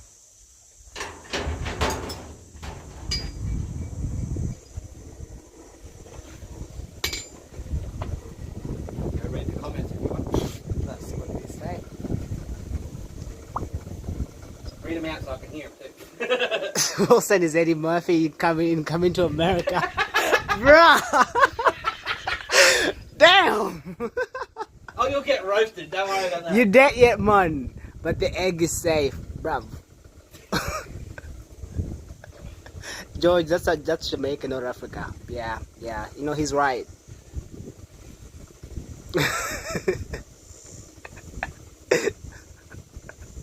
Yeah, actually, you're not wrong. I do get the Sanka thing a lot, actually. Yeah. Sanka, you there? Is it? Yeah, no, I'm not intimidated by people watching. You know, it's all good. Bring it up. It's a twist hook, rumble something. Right, so I'm going to do this bend now. Right, again, I'm going to cool off the tip. Right, so it doesn't, but I'm going to keep it square whilst I'm bending. Right, so it's on the square. Right, because I want to keep it square. Right, and it back over. Right. Yeah, so I'm going to keep it on the square. Right, but see how when I bring it back to the anvil, I'm trying to keep it on that square. Yeah. Right, so now I've got the square. Okay. Tweak it around. Back in the fire.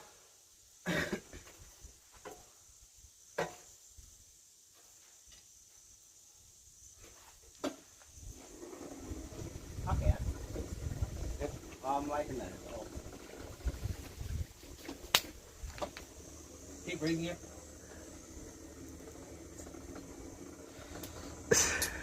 So I lived there until I was 10, and then I moved here around April 2010. So he's nearly been in Australia longer than he was in Kenya. I know, right? It's okay though, we'll change that soon enough. We're gonna make it even. You should get your dual citizenship, bud. I don't think there's an issue with that, is there? That's not the problem. It's getting the citizenship here that's the problem. Yeah, that's what I'm saying. Yeah, it's taking me 10 years and I'm still waiting for that thing to come.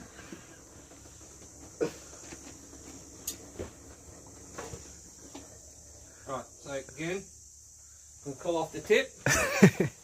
Keep that square. Right. Yeah. So see how I'm keeping it on the square as I'm bending it round? Yeah. Right.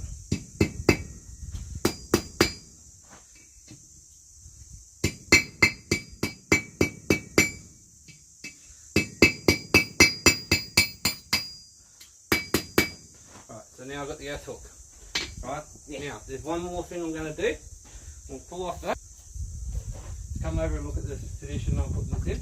So right over the hot spot is where I've got the middle. Right, but I've got to be careful with this because the tips are thin, I don't want to burn the tips.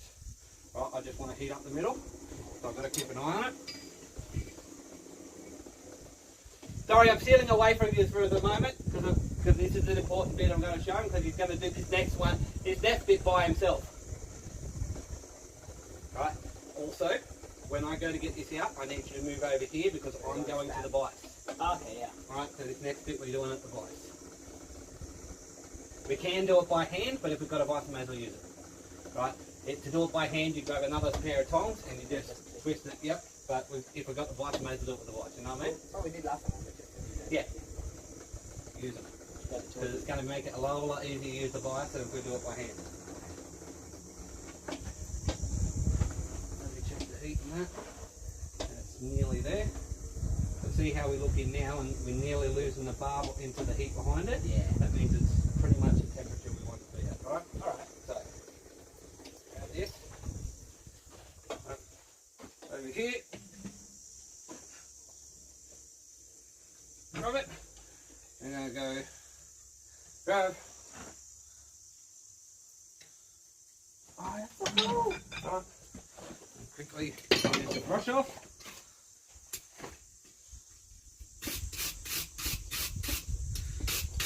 It's so simple but cool. I love it. Yeah.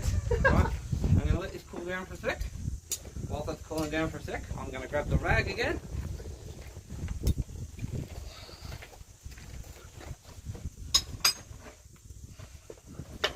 Because again, we don't want that too hot. Yeah. Elsewhere. And then blacken it again. Yep, I'm going to blacken mine this time. So again, grab it.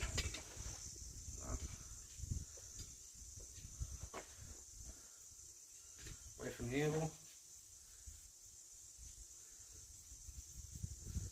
So see how I'm blackening down here and it's going black?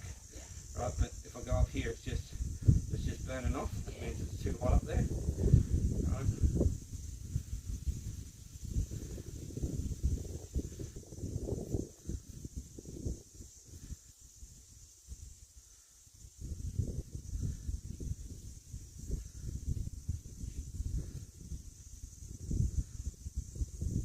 Yeah, I think I like this also. Like the if you don't like the curly cube. Not like the round ones look good with the curly cube. Yeah. The square ones look good without it. Mhm. You know, it's just like nice.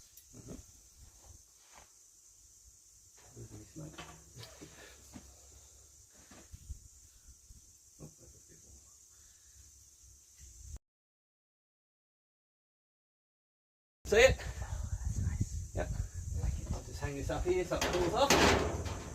Right. So, your turn. I'll leave that in the jar for the moment so that you can grab it in a minute. And I'll get out of the way so you can work on it. So if you just now before we go any further, let's discuss the steps that we were doing. Okay, so what are we doing first? Okay, I gotta put this in there. Yep. About that much in. Yep. So I can put it over there. Yep. Come in. Yep. And then hit it on the square so Yep. I don't bend. Yep, that's bend the right. sides. Yep. But I'm bending it, bring it here and straighten it out. Yep. Bending it, Yep. straighten it out. Turn around, do the same thing to the other side. Yep. Cross, bend it, twist it out, and then Yep. when we get there, make sure we cool the hook off. Yep. Cool the hook side, and then put the middle Mhm. fire. Place it in after it's hot enough, and then One complete one rotation. complete rotation. Sweet as. Good. All right. So I'll let you set up the fire.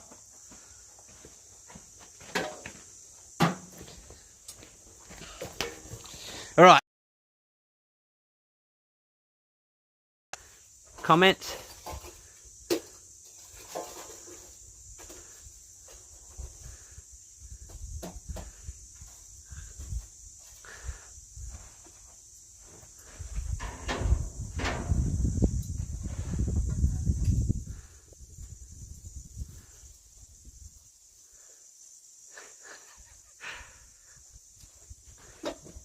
Yes, sense of humour is very important in blacksmithing. And, yeah, Wilson's already figured that out. Come on, I am the definition of something. That's true. You are a very happy man. That's why I like you. You will see Wilson on a few more of my streams in the future, depending if he wants to continue learning from me or not. He said he does, which is good. So you'll see him in the future.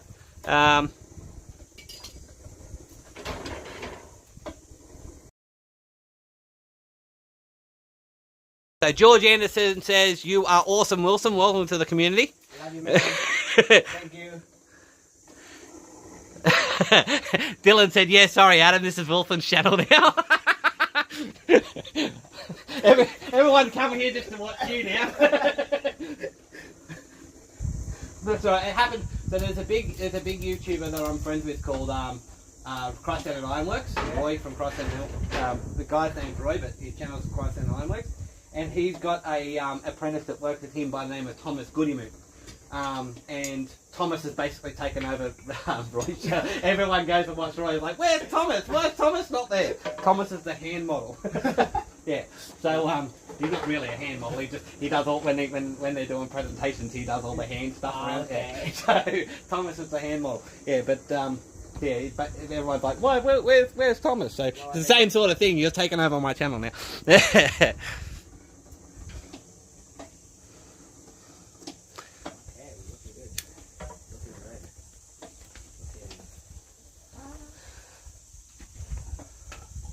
Yep, that's good. Bring it to the anvil and fix it up on the anvil. Yep. Yep, so grab your tongs, fix your tong, grab up on the anvil, that's right. That's alright, you've still got plenty of heat. Alright, good. Right, so bring it back towards you, you want to work your tip first. Yep, go. Yep, and as you move it forward, that's when it'll hook. Drop your tongs down, drop your tongs down, drop your tongs down, drop your tongs down. That's it. Yeah, alright. Yeah. Bring it back to the anvil, flatten her out. Yeah, you want to get rid of that twist. That's it. Bring it back to the hip hook. Bring it back to the horn. Yep, drop your tongs down. Drop your tongs.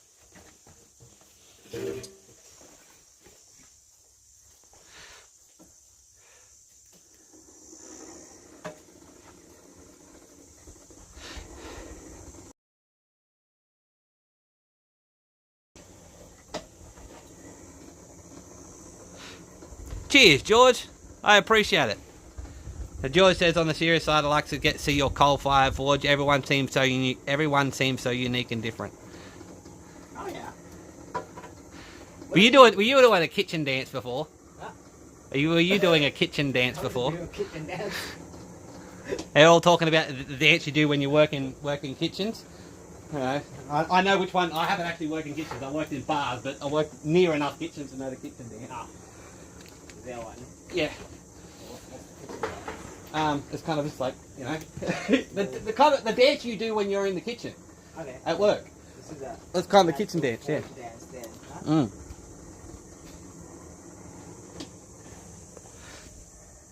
Yeah, well, we forge dance.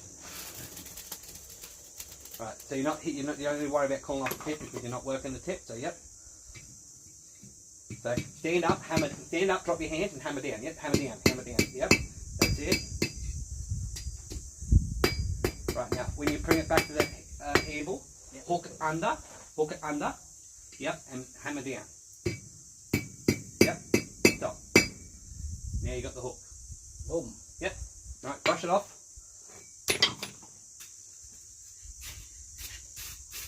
Just flip it over, brush off the other side. Use the hammer to spin it around so you grab the hook and put it back in the forge.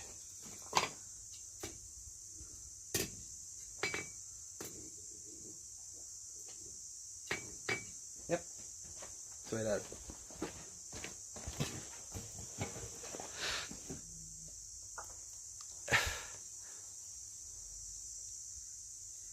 Yeah, the knives are going really well there, Newt. I'm just going to move this forward because the sun's starting to move.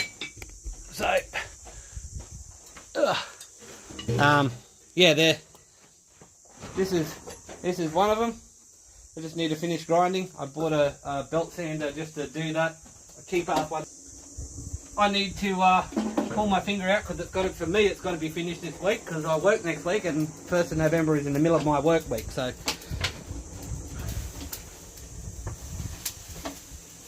We have 9 people watching, which is amazing.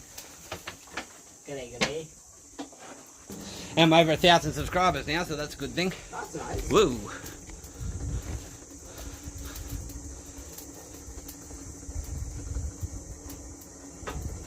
Oh, that one! Yeah, no, it's doing really well. It's in the office. It's on display in the office. So I don't use it much because I use it to open boxes occasionally, just or open my book packages. But yeah, it's in the office. Yeah, I'll probably use some more. I do have a light. I don't use it much, and you know, we're working with different size hammers at the moment here. They're all about one poundish, because you know, I'm trying to get Wilson used to, you know, working with what, getting him some tools today. We'll start making him tools. We're going to start with a round punch. But yeah, so Grab hold of that thing right. Yep, nice and tight. Get a good grip on it. That's right. You don't want to go flying off into the bush, and I don't want to be hit with it.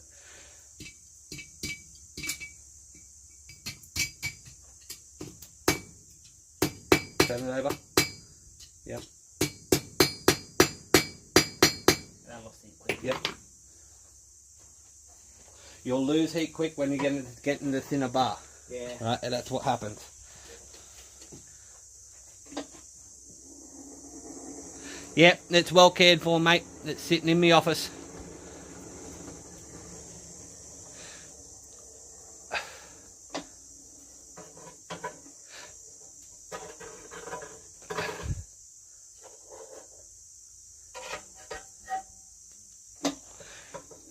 Yeah, they are. They do all have their own personality. This one works very different to my side blast forge. And they've all got their benefits. You know, all the forges I've worked over the years, which is only about 4, to be perfectly honest. They do all have a slightly different personality. This one, the fire pot the fireball moves around a little bit more than in my dirt box. But also my dirt box is side blast, not bottom blast. You know, so things oxidize a little bit easier in this. So I've got to be aware of that.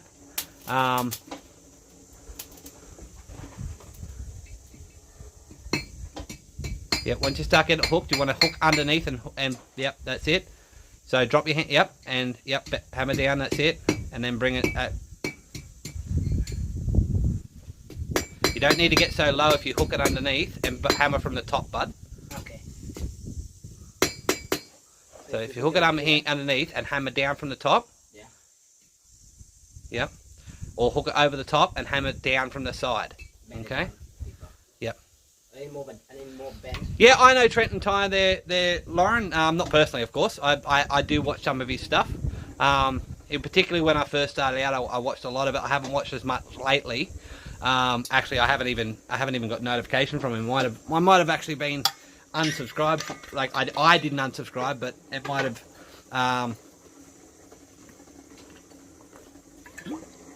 It might have unsubscribed me, as YouTube does occasionally.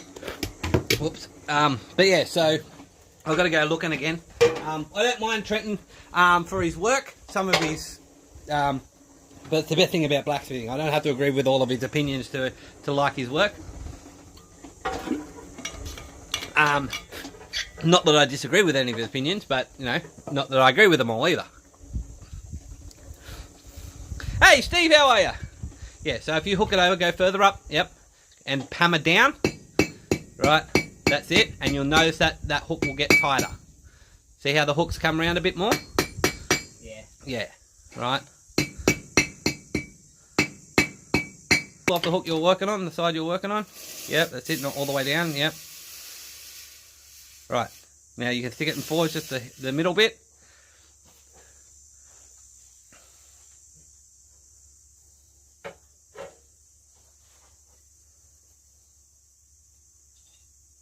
All right, Lauren, that's cool. Yeah, like I said, he's a really good smith, and seems to be a really nice guy. He gives, and I watched a lot of his stuff when I was starting back up, just to refresh a lot of my memory. So yeah. But like I said, I haven't seen much of his stuff lately because I've probably been unsubscribed from him by YouTube. So at some stage I will go and resubscribe to him. I actually like his style. That steampunk type thing that he does is actually right up my alley.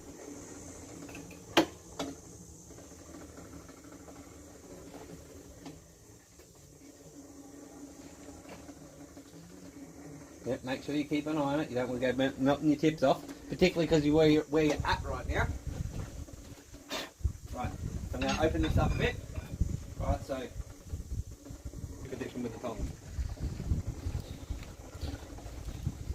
The reason why I didn't open it up before I put mine in is because I'm used to doing it. So whilst you're still learning, you want to set yourself up as much as possible before you do something, so you're not rushing around to find tools and then you lose your heat. I am using an app called Prism. It's a very good app, free app, available on the store. Yep, grab it by the top. That's it. One complete rotation. That's it. Keep going, keep going, keep going. Make sure she's straight. Right, if she's not straight, I'll go grab the wooden mallet. You bring the anvil and straighten her up. Hang on, yeah. Give it a brush off. Is she straight? Or does she need a little bit tweaking to get straight? A little tweaking. Right, I'll give you this. Right, it's not cold yet, it just looks cold, so grab it and just give it a little bit of a tap, straighten her up. Yep, hammer in the middle, right there. That's it, now give it a look. Is that better? That's better. Yeah. So whenever something's bent, you want to put so say it's bent like this, right? You want to put these 2 points on the anvil and hammer in the middle, and that will bring it down, right? Because if it's bent like this, right, and leave it on the anvil just to cool for a sec. Grab your thing. You're gonna need the tongs again. You're gonna have to grab it with the tongs. Yeah. So get in there, get some wax. Yep. That's it. Grab it off the anvil. Take it away from the anvil.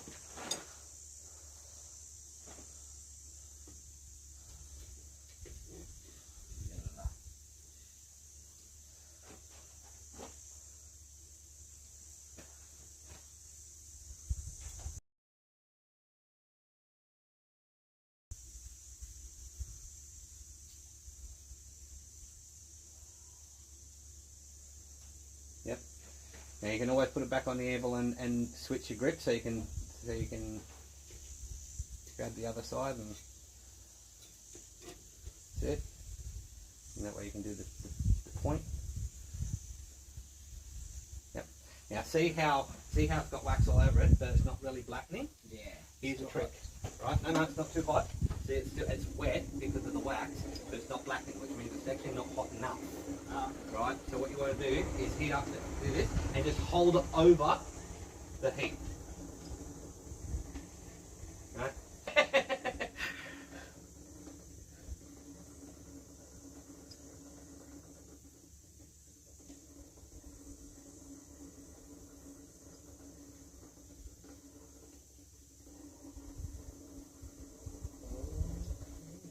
See how it's blackening up now? Yeah.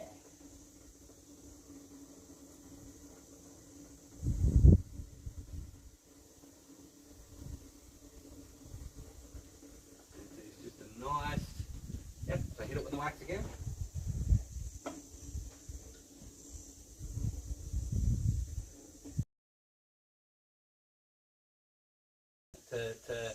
And also like blackens up the wax that's already there. Okay. Right. So that's a little trick for, if it's not quite hot enough to blacken up by itself. Just heat it up. Yeah, just heat it up slightly. And don't stick it in the void, you just hold it with the wax that's already on it. So hang it up and let it cool off. Right. Okay, so that's 2. Now I'm going to show you the cheats way of making hooks. So I'll bring some fuel back over.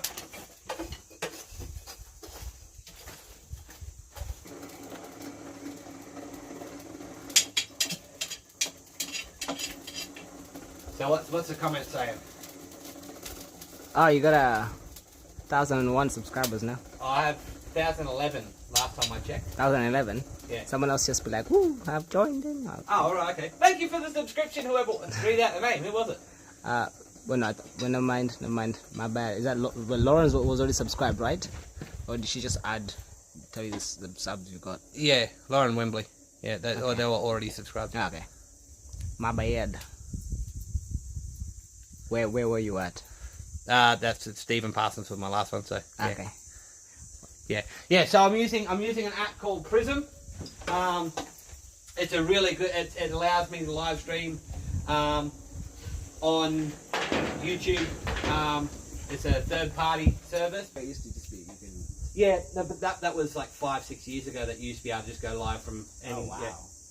Yeah. No, for the last few years it's been you've got to be 1,000 subscribers and think it's either 10,000 or 40,000 hours watch time. Okay. Yeah, to go live on mobile. I can go live on my computer now. I necessarily wouldn't be doing production forging for these types of hooks in a coal forge. I'd probably do it in the gas forge. Yeah. Right, and in which case I'd have probably 6 or 7. Right, but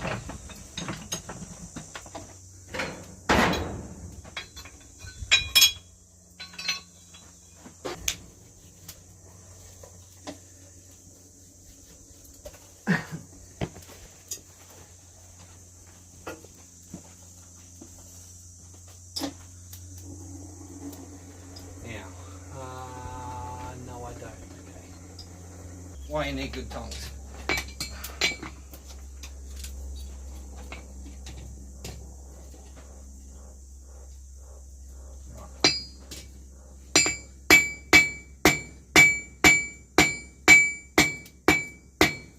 All out, right? If I was working with square stock, so over there